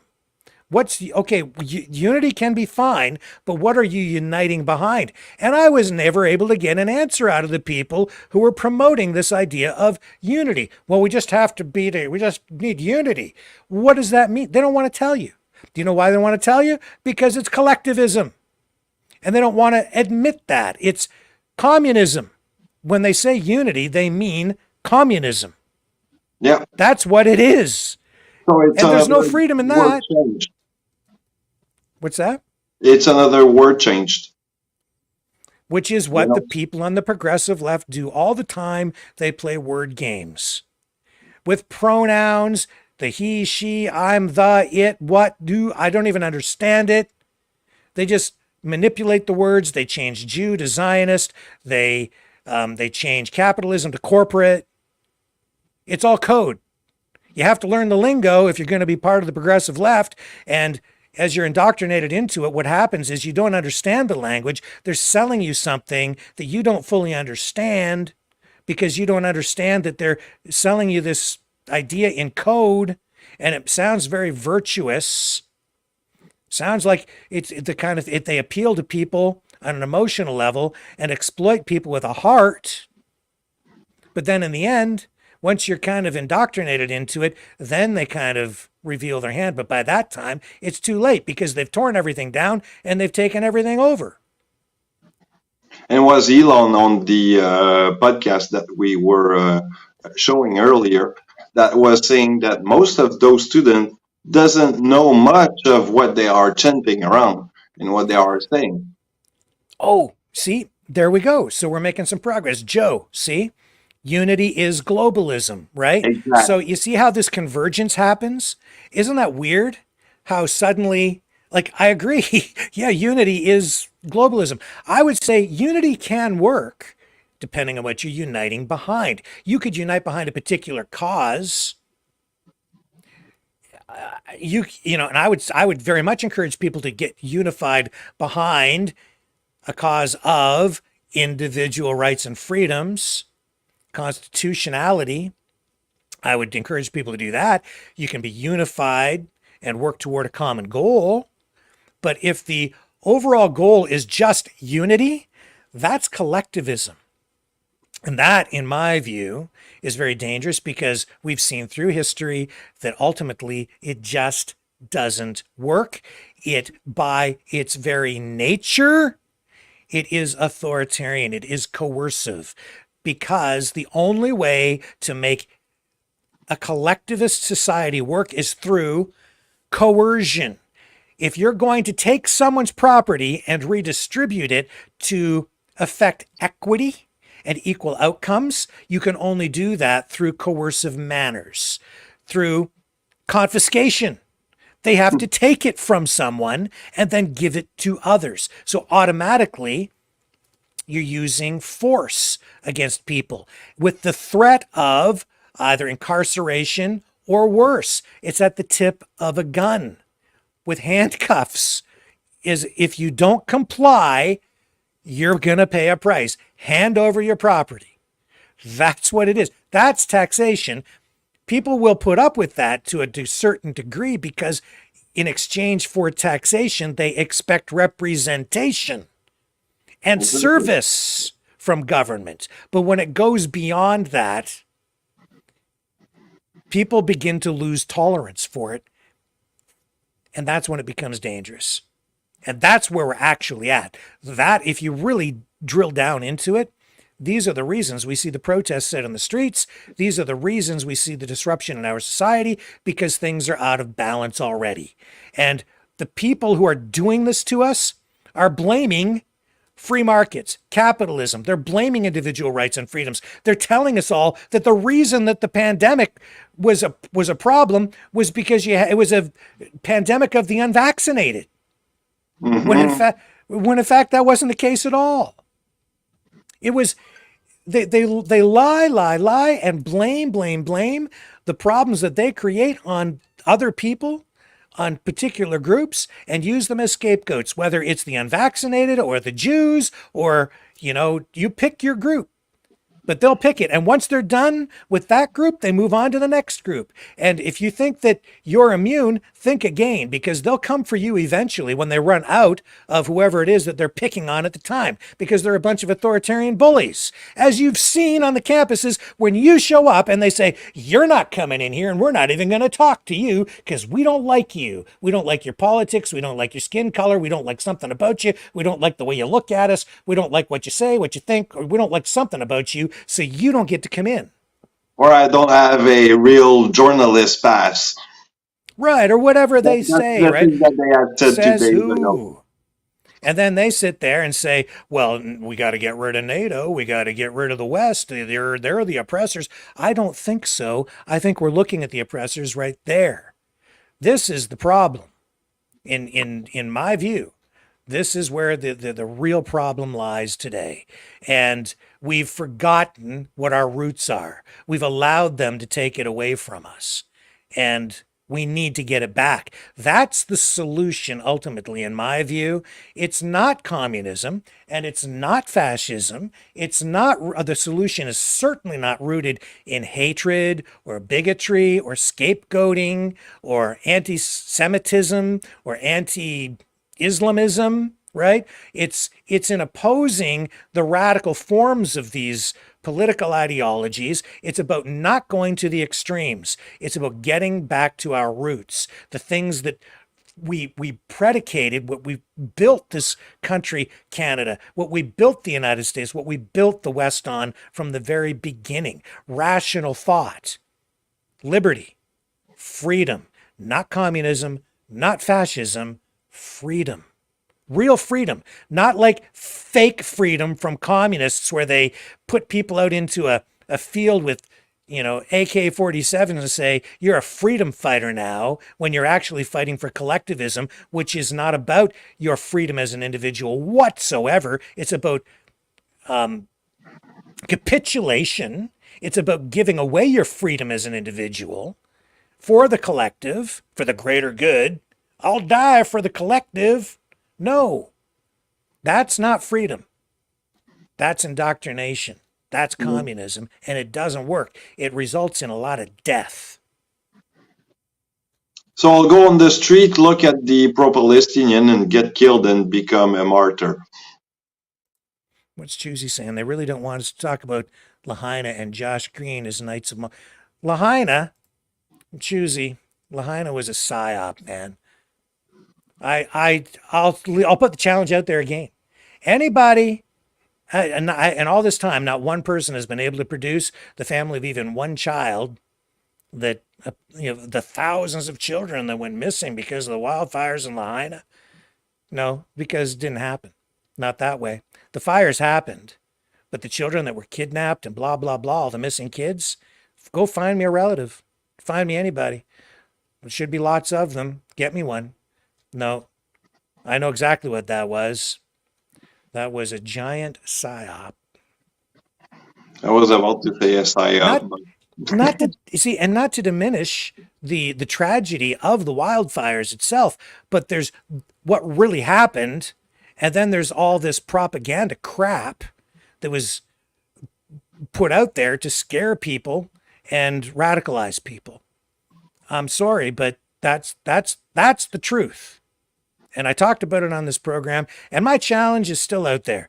Get me an uncle, an aunt, a brother, a sister. Get me somebody. Get me some of these families. Where are the posters for all these missing children? Where's the campaigns to get them all back? Thousands of missing children. No, they found the missing children. I showed you that. Anyway, you proved me wrong by giving me some breathing, living human beings who are real, talking about how they're trying to get find their kids. If my kid went missing because there was I don't care what the circumstances might be, but if my child had gone missing ever, I would go to the ends of the earth to get my kid back. And I'd be shouting it from the mountaintops. I'd be on every live stream, every podcast, every television channel, every radio station, and every newspaper, constantly putting the word out, spreading the pictures of my missing child all over the place. And it's just not happening.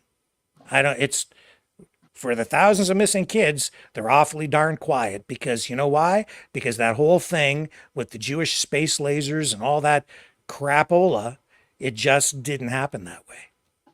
And the kids, no, not a true story. But that's a sidebar.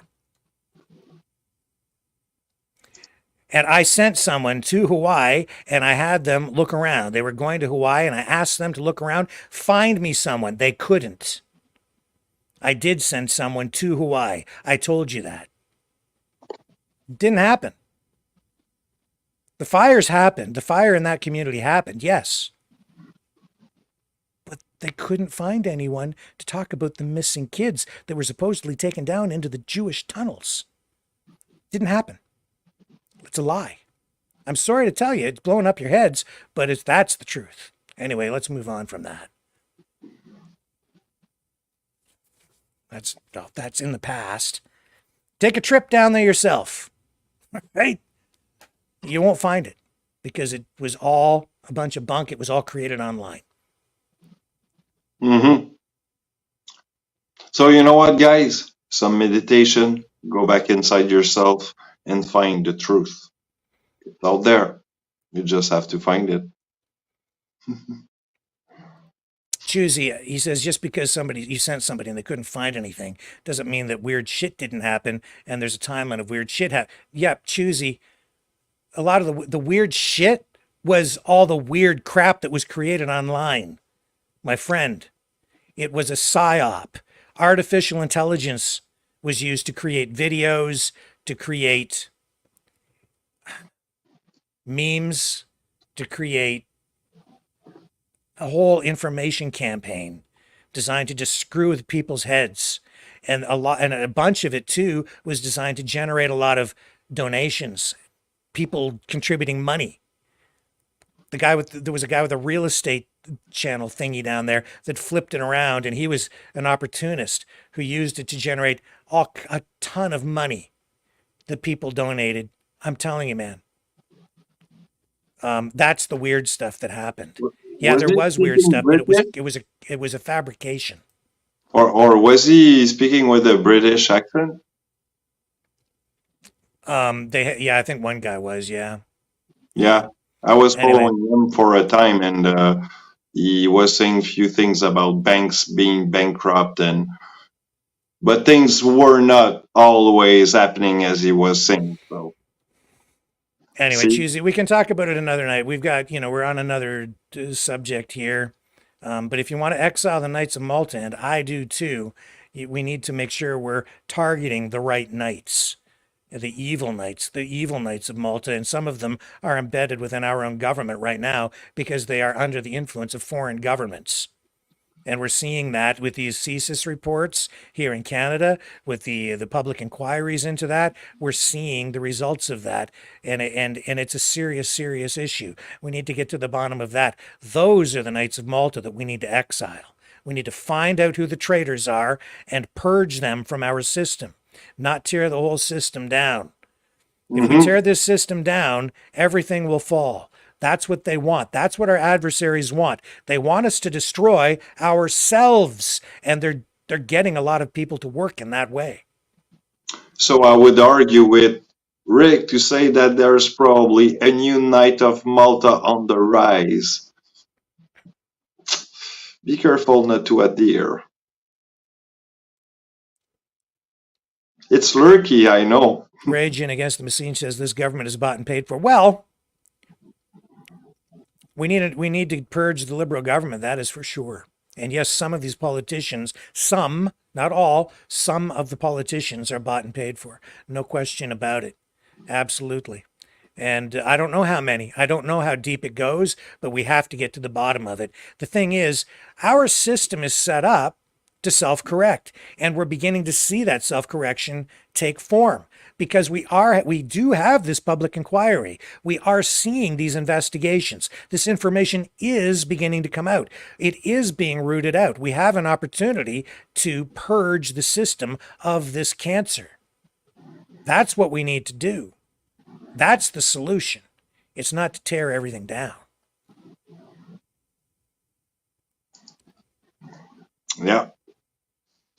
It's kind of a bit of an inside without being from the inside. It's lurky. Choosy says it's not up to us to prove who are the good or the bad Knights of Malta, if there are any actual good ones.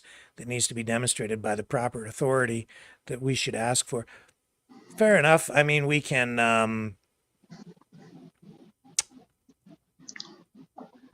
again, we can talk about this more another night.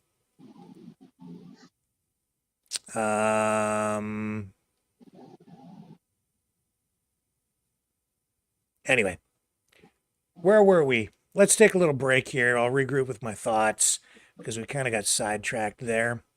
And we'll come back and continue the discussion. The thing is, I'm sure that everybody here has the same desire, the same objective, and that is to get back to a place of actual freedom. We're as close to it as we can, or at least closer, right? The way it used to be. We need to get our country back. We need to get our freedom back. Isn't that what it's all about around here? I think so.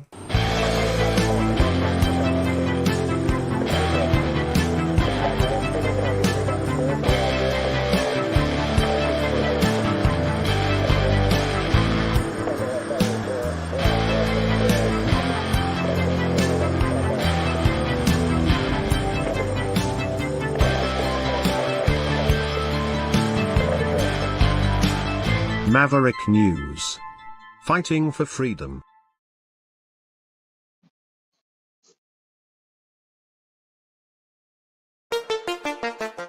The New World Order. Government overreach. The Great Reset. Mainstream media lies. Now more than ever, independent voices are needed. Donate now, at freedomreporters.com. That's freedomreporters.com. Maverick News. The antivirus program. For your mind.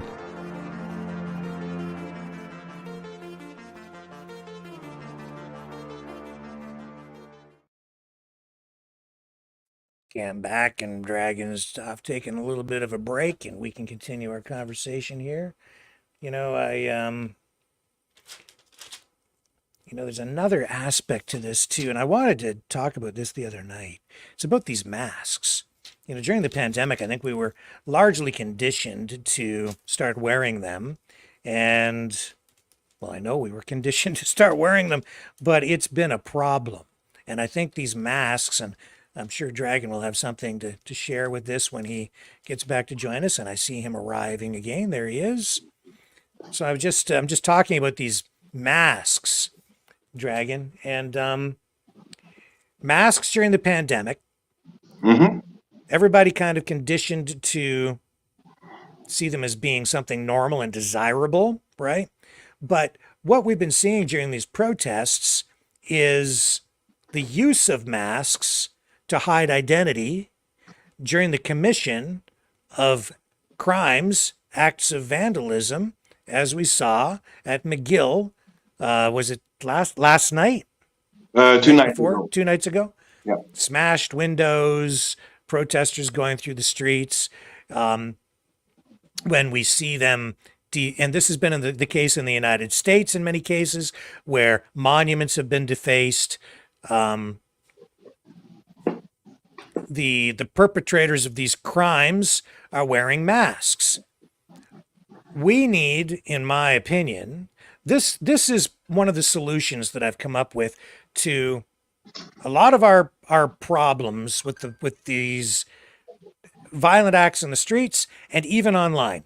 I think we need legislation, laws. Well, we need to begin enforcing masking laws, like no masks allowed in the commission of crimes or illegal protests. These laws are already on the books. They're just not being enforced. In fact, in Canada, I believe that the penalty for committing a crime when participating in an illegal protest, the penalty can be up to 5 years to 10 years in jail, depending on the circumstances surrounding the act. Now you see, if you're protesting and you're peaceful, there's no crime being committed. But if you're protesting and you begin vandalizing and smashing, which are in themselves violent acts aimed at intimidating people through an act of violent vandalism, I say throw the book at the people. This is unacceptable in our society, in a society where we do have open discourse, freedom of speech, freedom of assembly. To abuse the process that way because you're not getting what you want and you resort to intimidation tactics, I say throw the book at them. If you're going to vandalize and intimidate that way and you're wearing a mask, the law says you're going to jail. The reason they wear the mask is so that they can commit the crime without getting caught. Yeah. And you take the masks away, you'll cut the crime. This is not acceptable. So people could wear masks for religious purposes, but you wear a mask in the commission of an offense and you get caught, I say put them in jail. Yeah, it should be a law against you're protesting for something, you don't wear a mask at all. Well, you know, so you commit a crime. If you commit a crime, you go into a store, you rob somebody wearing a mask to conceal your identity, you pay a higher price for wearing that mask. And you'll see crime will be cut. It'll be cut considerably. People will think twice if they know that there are security cameras around and their face is exposed. They're not going to do it. You put the mask on, that and it enables them to do it. No, it's not acceptable. The other thing we can do, I've thought about this quite a bit, and it's not a fully formed idea, but it's the beginning of a discussion. We need, I think, to address problems with information, propaganda, disinformation online. The way to deal with it is to take away anonymity online. If you're online on social media and you're posting information, if you're pretending to be someone you're not, and you're engaged in any kind of activity like that, people deserve to know who it is that they're dealing with. If people have to disclose who they are when they're online to other people that they're engaging with, it would reduce crime again. It would protect children from online predators who pose as people that they're not. It would protect the public from bad actors and even foreign governments who put up fake websites and misrepresent themselves in order to distribute damaging information. Again, I haven't fully thought this through, and it needs more thought to make sure that if anything like that, any legislation is passed in that way, that it doesn't have unintended consequences. But I think it's the beginning of a larger discussion, and I think that is a way to deal with a lot of the problems we're having with information warfare and disinformation, and even what we were just talking about a short time ago here. What do you think? Well, it's kind of an interesting idea because now I'm asking myself, who in, the panel or, on the chat does believe in the rising dragon? Are you believing in the guy who says the thing, or do you believe in, well, I wouldn't say the name because the name is totally anonymous in a way, but nobody's really know my real name. By the way, the name is Ian. But the thing is that, people is not always aware of the guy in front of them, but they have known the guy for a while. So probably there's a temple there. But it's kind of interesting because probably other people that doesn't know the Mavericks, that might look into a dragon guy speaking on the internet, might probably not be interested into looking into it because of this name, just because probably of ideology or probably religion thing. I mean, look, I've been hearing a lot of people calling me probably a demon because I was using a name that is supposedly, say, anti-Christianism, because Satan, dragon, blah, blah, blah. And so, I mean, you can do the link between yourself. But the thing is that it's not a thing to me. I mean, I'm not using that for that representative. But the thing is that it's interesting to see if people kind of look forward into that or doesn't look into what I'm doing because of a name. Joe says that would silence people. I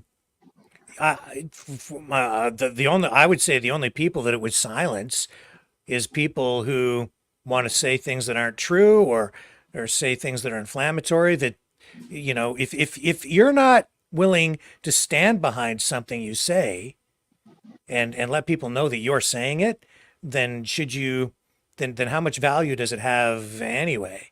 If you need to remain anonymous when you say something, then maybe it doesn't hold as much weight as it should. Maybe it's not credible. Maybe it's not valid. I can understand in certain circumstances as a journalist where someone might need to conceal their identity, because if they say something and it might put them in danger because they're revealing information that exposes a crime, for instance, exposes a corrupt politician maybe, and they don't want to reveal their identity because of that. I can understand that, but there are provisions that can be made for the distribution of that information through a journalist who can say a source, an unnamed source, tells me this, but then that journalist then becomes the face of that information. And that journalist needs to make sure that the information they are providing is credible and truthful. And they are then staking their reputation on backing up that statement by saying, yes, I believe this person is being truthful and credible. And it's that journalist's reputation as a credible source of information that then provides the basis for putting it out there in the public. But beyond that, I can't think of too many other, at least off the top of my head, any other negative repercussions for making sure that people are truthful about who they are when they're online and presenting themselves in a public forum. Why wouldn't you want to let people know who you are unless you have something to hide? That's true. But in a way, I will believe also that nowadays, in a information war era that we are living in, depends on what you're tackling, and probably it's a good thing to have a certain anonymous, because, for example, what I'm doing right now with the pro-Palestinian encampments, some probably in that encampment might be angry at me, or wouldn't like what I say or what I try to prove to people, in a way. Not that I'm trying to prove something, but the proof that I'm providing to the people with my camera and with myself is probably for them justifiable to do something wrong to me. And this is probably why I also like to keep a certain anonymous thing behind myself. It's a sort of a security control, because I don't have anyone to protect myself when I go out, only my kung fu, which I'm not a master of. But for example, I'm just alone by myself. So yeah, it's important, I think, for me to keep a certain. You want to address this on the screen there? Yeah.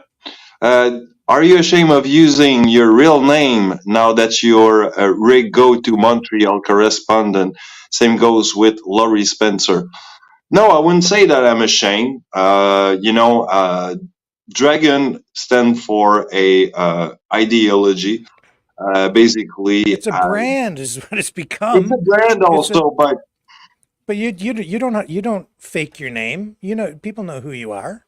What's your yeah, name? yeah. My name is Ian Leonard. Thanks There you go. I mean, I'm there. I'm really there as a. But I mean, on Facebook, you might find me on Ian Vizo, which is my father name.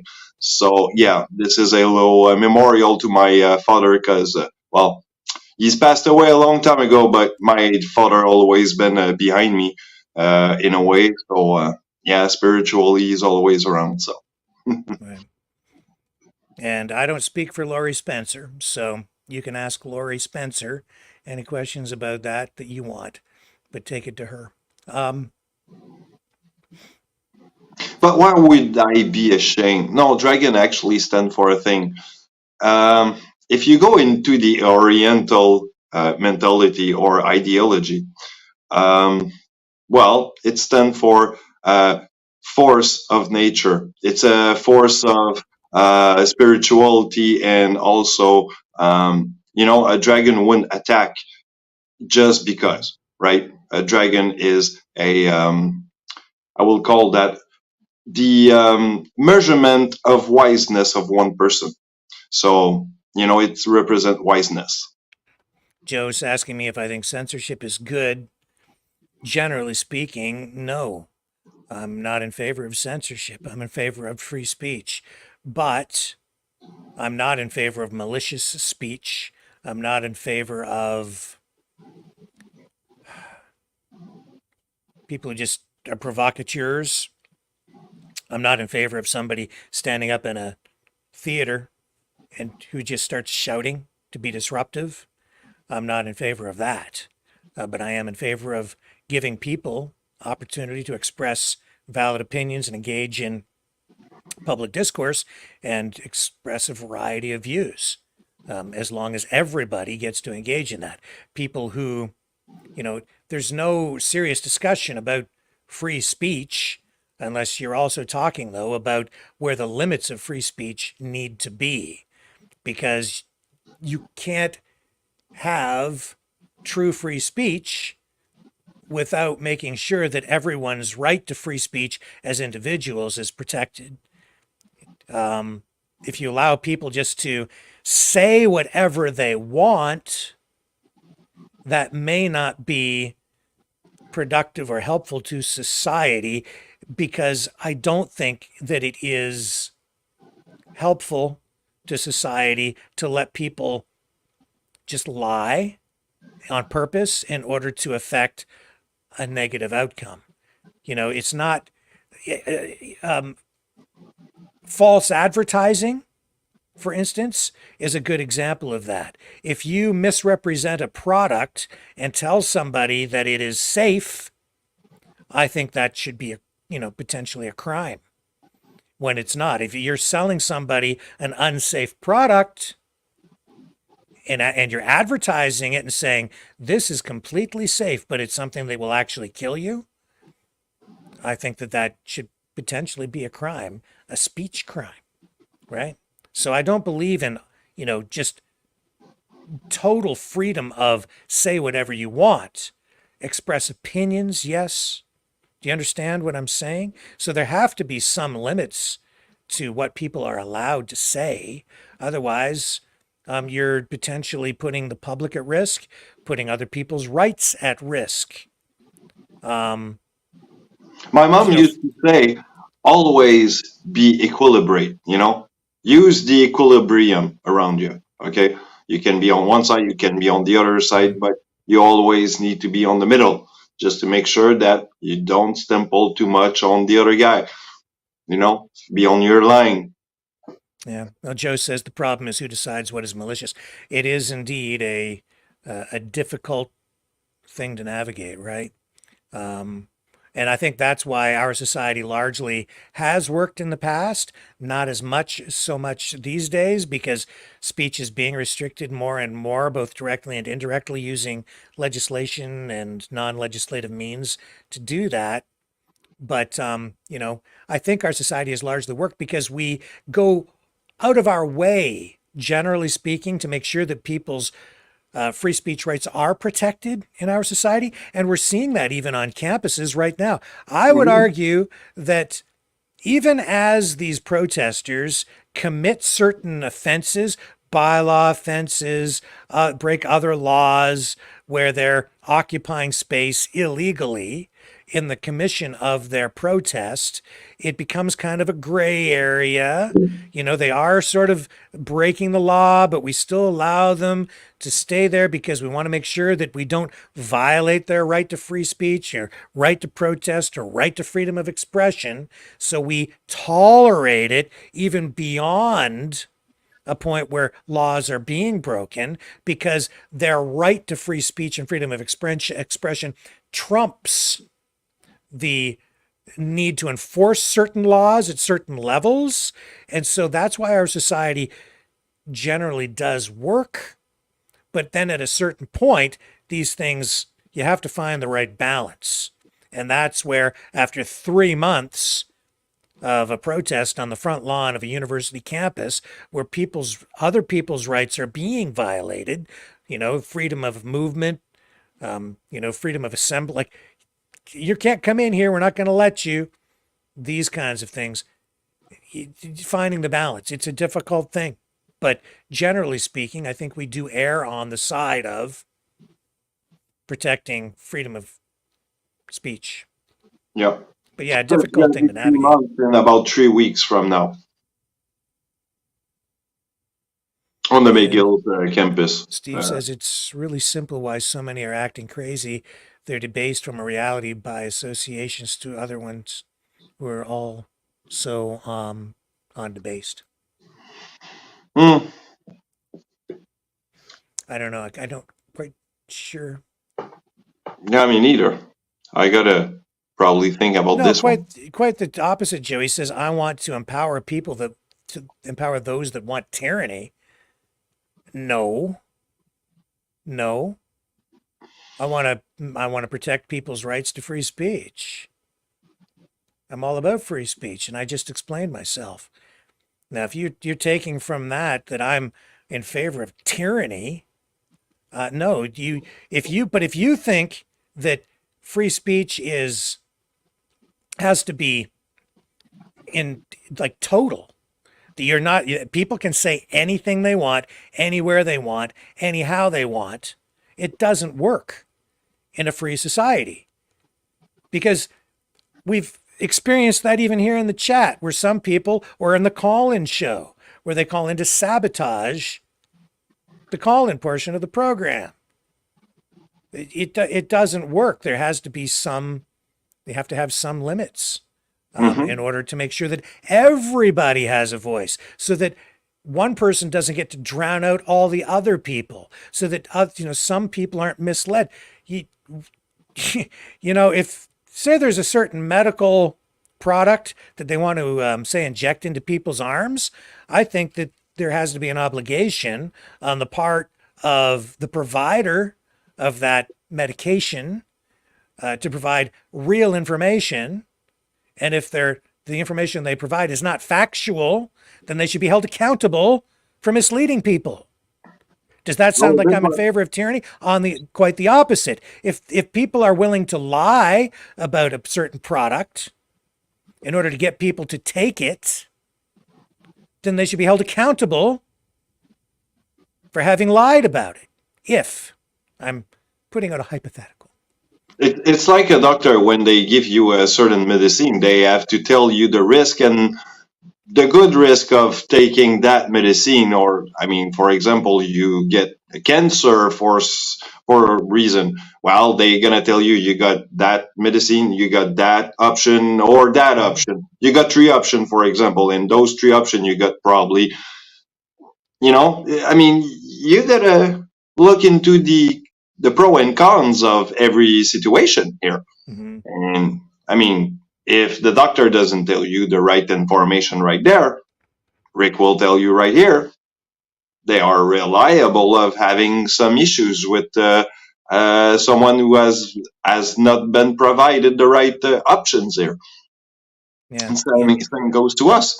See, and if you have laws that say you're not allowed to lie to people, right? In order to, and if your lies are put out there to hurt people, to get people to do something that's not safe, that'll be a big deterrent to having people do those kinds of things. It's like, for example, let's go hypothetical for a moment. All right, say that. No, you know what, GTO? I'm not misrepresenting anything. It has zero to do with this. It has everything to do with the topic, because it's not just straight up like paid advertising. You think advertising is only what, a commercial on television? No. Promotion, advertising comes in a lot of different forms. You think that politicians aren't selling you something? Even if if you had these kinds of laws, even politicians would be held to a higher standard if you had laws like that in place, where you can't knowingly mislead people with fake information in order to get a negative outcome.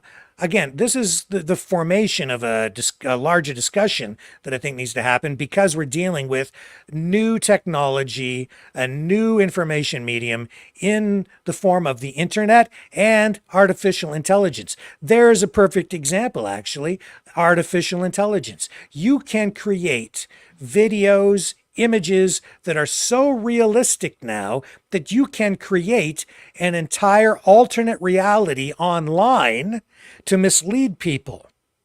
But if you're doing that, should that be legal, especially if it's leading people to a place of harm? You can disrupt an election and undermine democracy using this new technology. We know it's a threat. Should that then not be illegal? Should it not be illegal in our system to allow foreign governments to use that technology to undermine democracy? Should we not thwart that? That is a form of speech. Should we let that reign free on the internet so that it undermines our democracy? No, we don't want it to undermine our democracy. We need to protect our democracy from that. I would say we need to find a way. Any other thoughts? Let me go over to Rumble and see what people are saying over there. Let's say theoretically, okay? You know what? I like Hitler, what he did. For example, okay, I'm just going on a hypothetical world right here, okay? I like what Hitler did in 1940s and, what he did to the Jew, blah, blah, and so on. I'm not saying that I would advocate for more Jews to be killed right now, but I did like what he did. This is free speech. But till I'm saying that I would like to see something more coming like what happened back then. Oh, now you're infringing that little line where your free speech is okay, but now you're kind of implicating probably something wrong here. Well, yeah. Well, the other thing about accuracy and information, we're going to run into a problem even 5 or 10 years from now, maybe even next year, because artificial intelligence is, the use of it, the effectiveness of it is expanding at an exponential rate. Artificial intelligence uses all the collection of information, the information collective online, in order to form its answers to things. And it uses that information collectively to create things. Everything it does is based on the data sets that are out there in the Internet of Things. Yeah. If the information that is out there is not factual, if it's not real, then artificial intelligence will begin to give us a false reality in the future. It will lead us to a place that is fake. If we allow the proliferation of information online that is malicious, if it's designed to undermine the very fabric of our society, undermine democracy, undermine freedom, if we allow that kind of information to expand and infect the system, infect the Internet of Things, infect the mind of artificial intelligence, our AI will begin to give us crazy results that ultimately might even destroy our society, maybe even destroy us. Maybe that's what will ultimately result in AI killing off humanity, is our own disinformation. This is stuff we really need to be aware of, start to think about now before it's too late. Yeah, you've tackled a right point there. I mean, it can tips around there anytime soon, just because the way that we kind of the way that we, do ourselves favors or being bad to each other, right? I mean, the way that we treat ourselves is not the right ways right now. And people should come back probably to a few human sources instead of, the new reality. Over on Rumble, we've got Al Matched saying, Rick, there is no way to control the WWW. It's too late. We deal with the decisions of the fact checkers now. The fact checkers, they're a problem too. You see, but there's a perfect example. The fact checkers look at information from a particular perspective, through a particular lens. And these days, most of them are woke. Most of them are younger, and they're coming from an education system that is progressive, based on identity politics, generally speaking, left wing. Mm-hmm. And so when they're banning people, censoring people, these decisions are based on a political perspective that comes from there. That already is a problem. And those are human beings. And we're seeing even the automated systems in Google and Facebook shut people down, censor people, ban people like me permanently on Facebook for using automated systems that are already based on, he's quite right, we've already kind of lost control of the World Wide Web in that regard, because these decisions are based on, I would say, distorted political ideologies that have rejected the things that Western society, free society, was built on: liberty and freedom. It's rejected those things. It's even rejected reality in favor of irrationality. Identity politics, you can identify as anything you want, and nothing from before is real. You can create your own reality, not just online, but in the real world as well.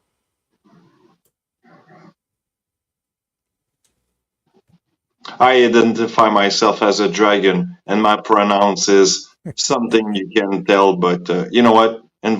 Don't call me late for supper, please. Yeah. So in any event, this kind of gets us to a later time in the evening. Let me just see here. Rage In Against the Machine says reality has been inverted. I would agree with that. Yes, it is. And I think the final inversion, or the final the inversion was completed, I would say, during the pandemic, and the world was literally turned upside down. Mm-hmm. Now they're going in for the kill, and they're trying to tear our society down. Yeah, because like I would say, and it came from another podcast that I've been listening to, but the guy had a good idea behind that. Okay, take our population or a society, whether you're Canadian, US, whatever the country you're in, all right? Put that into a a pie, right? You're gonna cut the pie in many pieces, in many ways that you want, all right? But those pieces doesn't belong to any one pieces. If, for example, you belong to that trench of people that is not vaccinated, okay, sure, all the unvaccinated people will be with each other, and the vaccinated will be branded to be around each other. But then, who's of them and who's of us, who's pro-Palestinian, non-pro-Palestinian, this is gonna divide more of those people, and now you got the division with, the Freedom Convoy or whatever else. So take all those many ideology and say the political individuality or the political structure that is now being implemented in all those questions. Now we're not even belonging in one little piece of the pie. We're all scrambled all anyway. So basically, we're just divided in so many pieces that you cannot belong anywhere. And this is how they win. Divide to conquer. They do use issues as wedges, and they do use divide and conquer tactics. No Wedge. question about it. Yeah, the wedge issues is always the best way to, create and foment discourse between a population and make sure that nobody get along, because you might be agreeing with me on certain thing, but the other thing you don't agree with me is making us dividing to each other. So Now, okay, so we need to shift gears here a little bit because I need to get a couple of things in before we wrap up for the night. And there's still a little bit. We still have a little ground to cover, because the two lead stories that are out there tonight that have been promoted in our thumbnails and headlines are the JFK Jr., John F. Kennedy Jr. plane crash death mystery has been solved, according to a new report. So want to share that with you. But also the one headline said Hamas is losing support. And that is a story about a poll that has come out. So I at least need to make mention of this because I did headline this tonight. And there is a poll that was taken. And it indicates that, and this is, open for discussion, and maybe we won't get to discuss it here tonight, but, you can discuss amongst yourselves, or maybe we'll discuss a little bit. But what's the deal? So here, I'll show you. Here's a report out of NBC. It says Hamas losing the backing of ordinary people in Gaza. We're paying the human price of its war. So that's what they're reporting. Hamas popularity among the populace who are actually living now in shelters, in tents, and makeshift, communities is declining, one pollster told NBC News. So they are polling the residents in Gaza. It says, according to this poll, only about a fifth of the people in the enclave support those attacks. Hamas's popularity in the enclave has sunk considerably in the months since the October 7th attacks on Israel that saw 1,200 people killed and resulted in around 250 taken hostage. Says only about 1/5 of people in the enclave support those attacks, down from nearly half in November, according to polling conducted in May by the West Bank-based Arab World for Research and Development, an independent organization that conducted 1,500 personal surveys across the Palestinian territories. The poll also showed that Hamas only had the support of about a quarter of residents in the enclave, where the death toll since October 7th passed 38,000 this week, according to Palestinian health officials. So what they're saying, what the poll seems to indicate, is that support for Hamas is declining because they're seeing that the attack on October 7th, and and specifically support for the attack on October 7th among Gaza residents is declining because they're seeing that it has resulted in this response from Israel, which has been, very deadly and destructive, obviously with many, many children and thousands of people being killed. And so just throw that out there. That's what that headline was about. And that's the result of that poll. So take it for what it's worth. And again, right there, you're seeing, though, the oppressed versus the oppressor political dynamics and arguments being played out. That's a whole other discussion, and we can go on and on about that. But I needed to touch on it because it was in the headlines tonight. So now the other story, Dragon, are you familiar at all? Are you old? How old are you? 43 years old. So do you remember when John F. Kennedy Jr. was killed in the plane crash? Nope, but I'm a history verse kind of guy, and I was more into the good old JFK, which we all know how he's been killed into his motor car. But no, for this one is one of those I need to do more research, to be quite honest.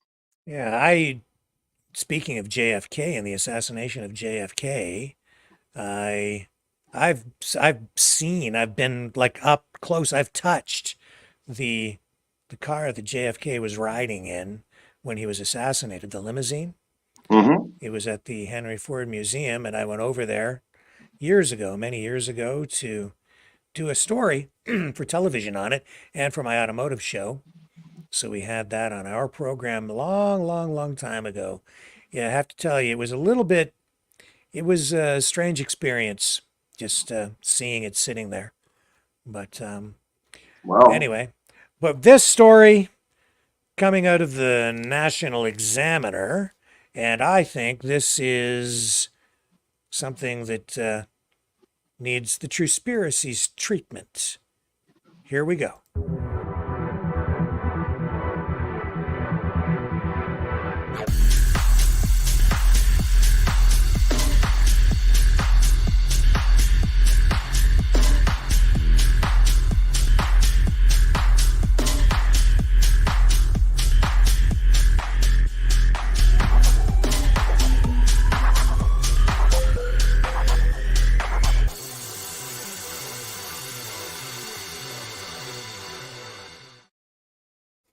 Okay, so this is now Truespiracies. We're not in the regular news mode, okay?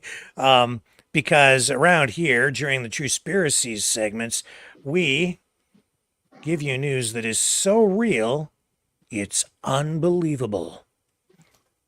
What is the date today? It's the 7th. And once again, ladies and gentlemen, I have gone into the future, and I have come back to the present to bring you next week's news today. This National Examiner dated, and I can prove it, dated June 8th. What's the date today? June 7th. This is next week's edition, but I have it in my hot little hands because I went into the future and got myself a copy of the National Examiner, not the Inquirer, the Examiner, which has on its cover tonight, JFK crash mystery solved. They've solved it. They have the truth. Revealed. FBI buried truth for 25 years. But now, excuse me, they have solved the mystery. So when I saw this, when I went ahead in time,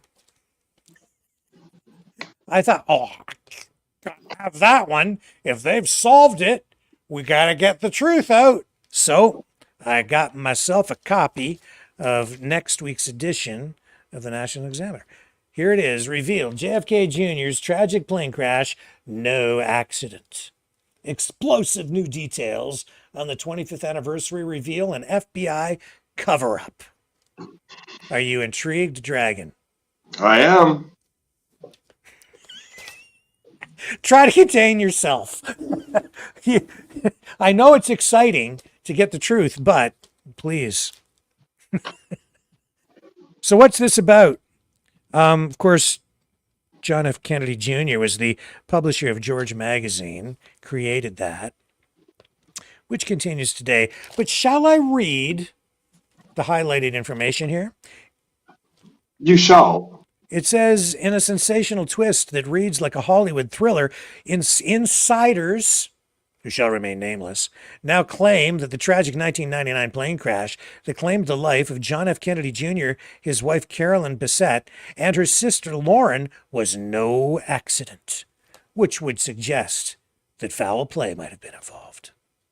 In fact, evidence suggests a chilling cover-up, orchestrated at the highest levels of the U.S. government. Dun, dun, dun, dun. For years, authorities blamed pilot error for the July 16, 1999 crash. But recently, unearthed documents reveal the FBI initially treated the incident as a murder investigation.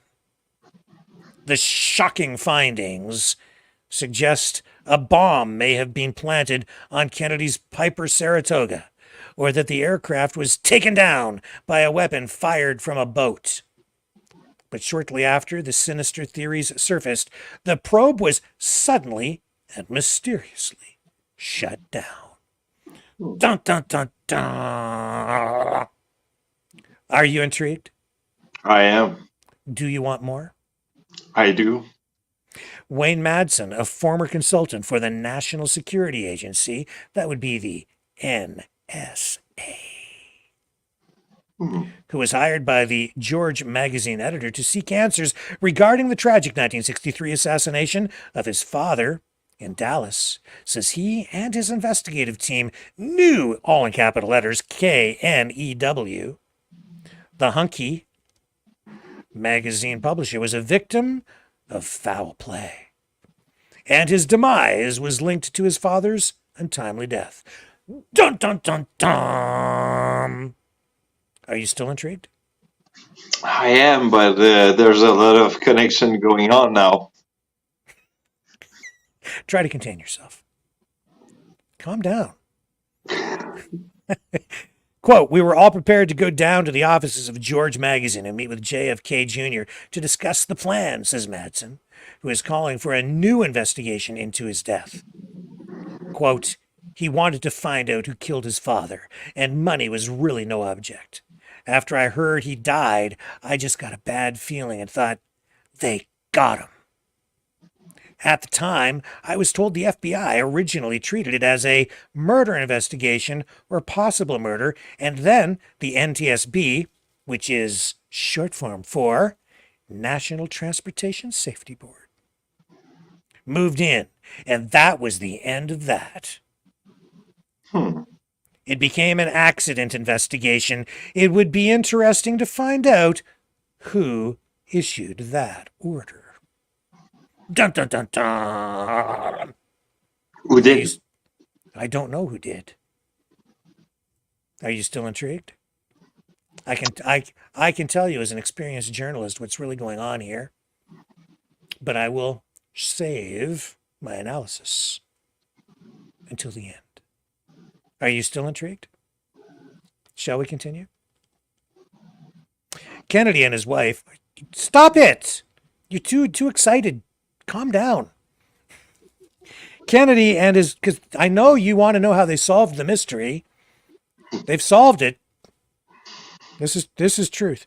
Kennedy and his wife were heading to a cousin's wedding on Cape Cod from New Jersey and planned to drop off her sister in Martha's Vineyard when the plane he was piloting crashed into the ocean while approaching the tiny airport. The FBI was on the hunt for suspicious individuals seen lurking around Kennedy's plane at New Jersey's Essex County Airport before he took off, and even tracked suspicious boating activity. That's pretty suspicious boat over there. In the area where the plane made its final approach to Martha's Vineyard Airport. But before the FBI could complete its probe, it was mysteriously halted, sources say, 5 days after the tragic crash that shocked the nation. The 3 bodies were recovered, examined that afternoon, and swiftly cremated just hours after recovery, raising more questions than answers. The official explanation for the crash was an accident caused by pilot error, according to the NTSB. But Madsen and other sources close to Kennedy reveal the 38-year-old scion was determined to find his father's killers, and it had recently obtained a cache of top-secret files. Dun, dun, dun, dun, dun, dun, dun, dun. Are you paying attention, Dragon? I am. I'm just receiving a phone call, but trying to close my phone. Madsen recalls he wanted to hire 4 or 5 investigative journalists and hand us all the same packet of information and documents he had recently received and say, go and use this and anything else you find and figure out who killed my dad. But it never came to that, unfortunately. Kennedy believed the government's probe into his dad's murder was slipshod and too quickly blamed Lee Harvey Oswald as a lone assassin. He wanted to uncover enough evidence to have his father's remains exhumed, a friend says. Quote, John came to believe that J. Edgar Hoover and his henchmen at the FBI would have been the only people who could have gained access to the body and also had a motive to kill and cover up, says the friend. They didn't approve of the way JFK and his brother Bobby, who was then Attorney General, were running the country. Other experts agree there was a cover-up. Some say it involved the Kennedy family, so the information wouldn't paint them or John's memory in a bad light. After an exhaustive investigation, best-selling author Steve David Heyman published Trials and Tragedy in 2007. It exposed what he called a masking of the truth.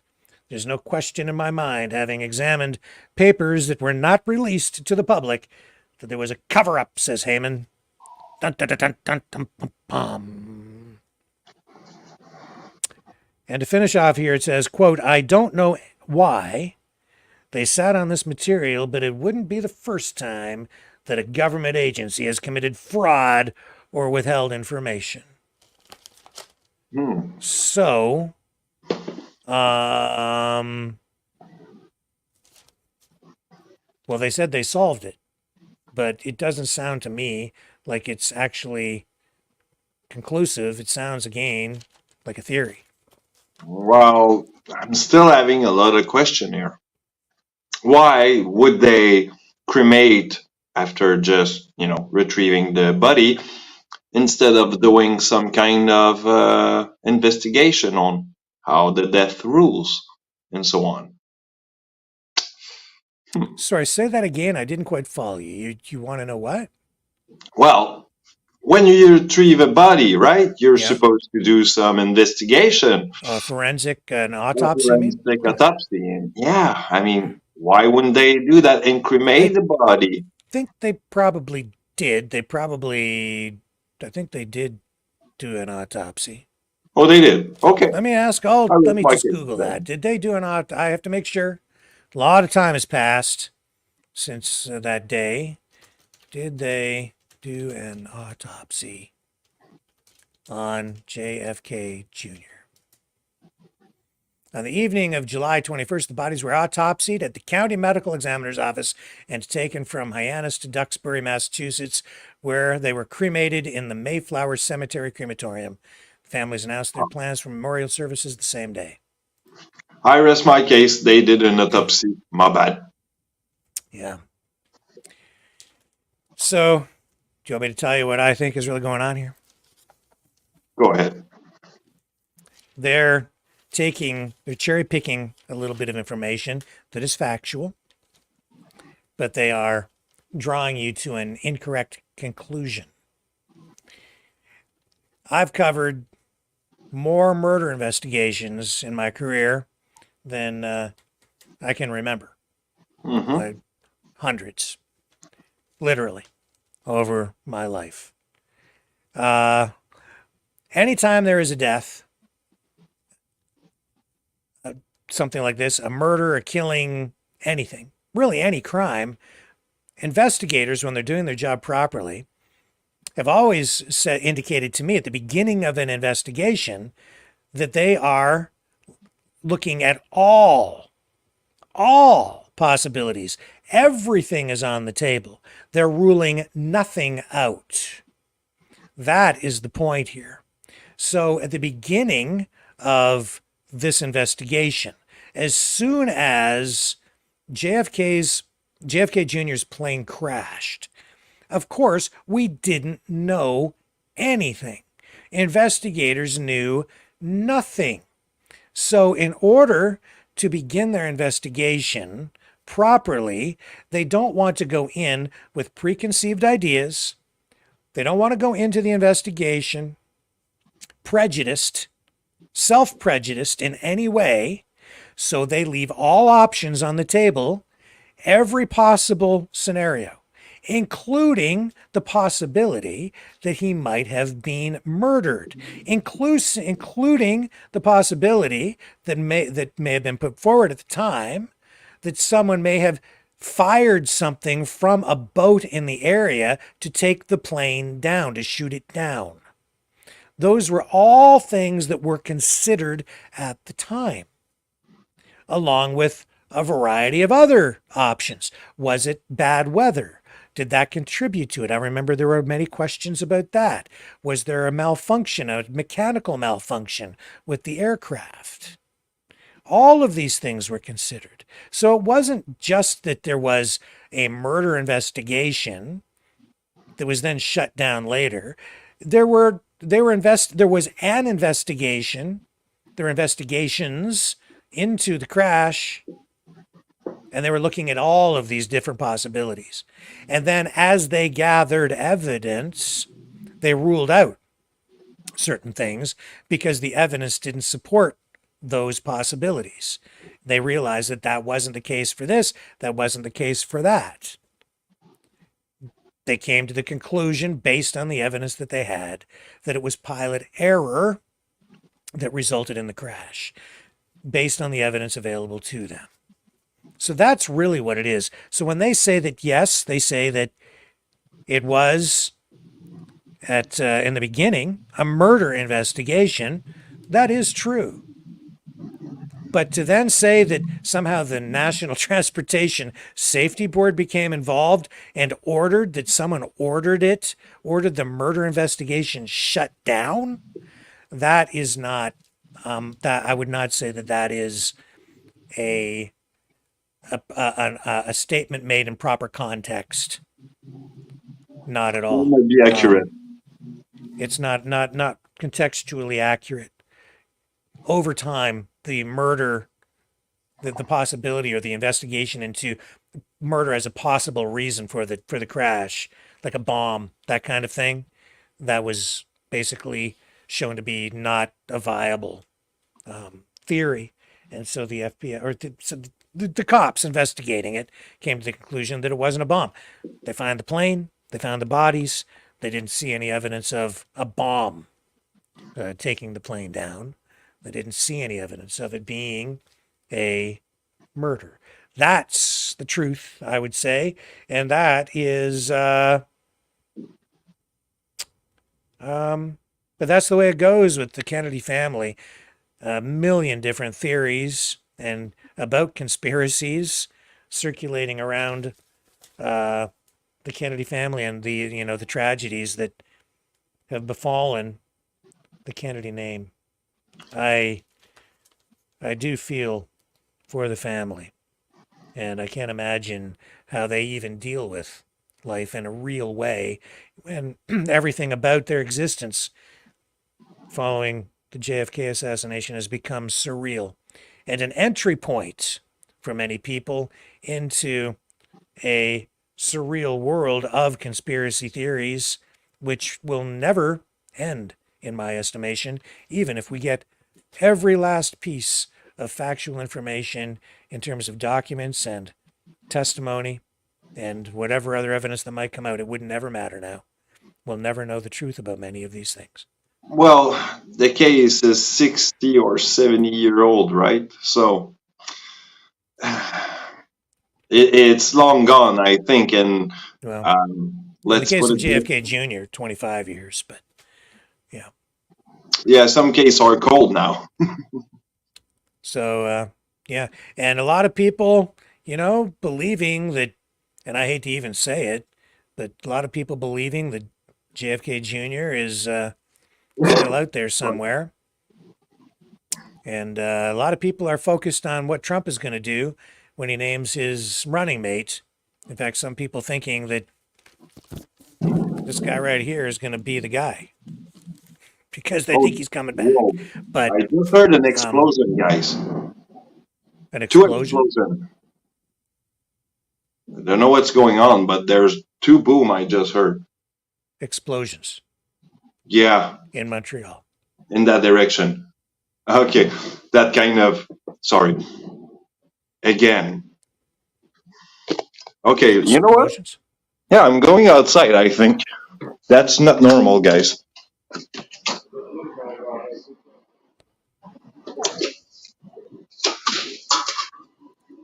Do I have my key? Oh, okay. I've got my key, but that's where... I'm sorry, guys, but this is breaking news. What's going on?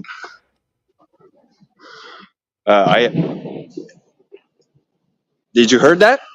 I did. Is there anything in the sky? Can you see anything? Turn the camera so we can see what's going on out there. First two boom was in that direction. Now there's one. Now there's one in that direction, and I'm not sure that there's a firework tonight, or probably it is. Hey guys, y a-tu des fireworks à soir? Tu des feux d'artifice? Oh, it was firework, guys. That's the weird thing. Oh, it was booming. I mean, normally I thought that there were no fireworks this year, but sounds like we have some. Why do we have fireworks tonight? For the interruption, that was weird. Fireworks tonight? It's not Canada Day. I don't know. That's weird. It looks like we've lost Dragon's connection there. Well, a little bit of a false alarm.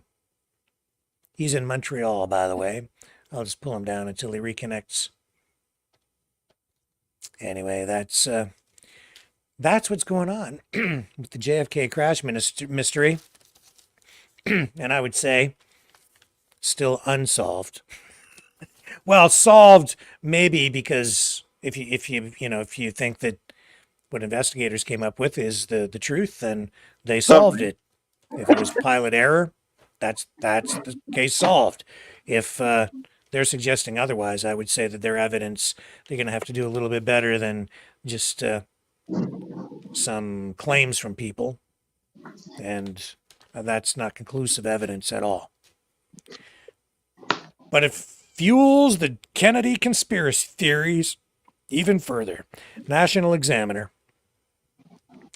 But hey, remember, you heard it here first. Because we gave you next week's news today, which is a lot more than Alex Jones does because he only gives you tomorrow's news today. We're way ahead of the curve. Anyway, Dragon, a little bit of excitement there. Sir, please wrap things up for us. Give us your final comments as we head into the final stretch here tonight. Final comment. Well, I'm going to give you a week news before everything starts up. I got the location for next week, 13 on the July, 2 o'clock, where there's going to be some interruption in Montreal made by the pro-Palestinian protesters. So I might follow that for you guys, for sure. So all right. I would be on the case. So got it. All right. We will look forward to your coverage of that. And I will be back tomorrow night. We have special guests lined up for you tomorrow evening. Pastor Arthur Pavlovsky will join us here on Maverick News for a feature interview. And that will again be all focused on freedom. So we're really looking forward to having that conversation with Pastor Art tomorrow night, right here on the Maverick News channel, 7 p.m. Eastern Standard Time. Love you guys. Catch you tomorrow on the flip side.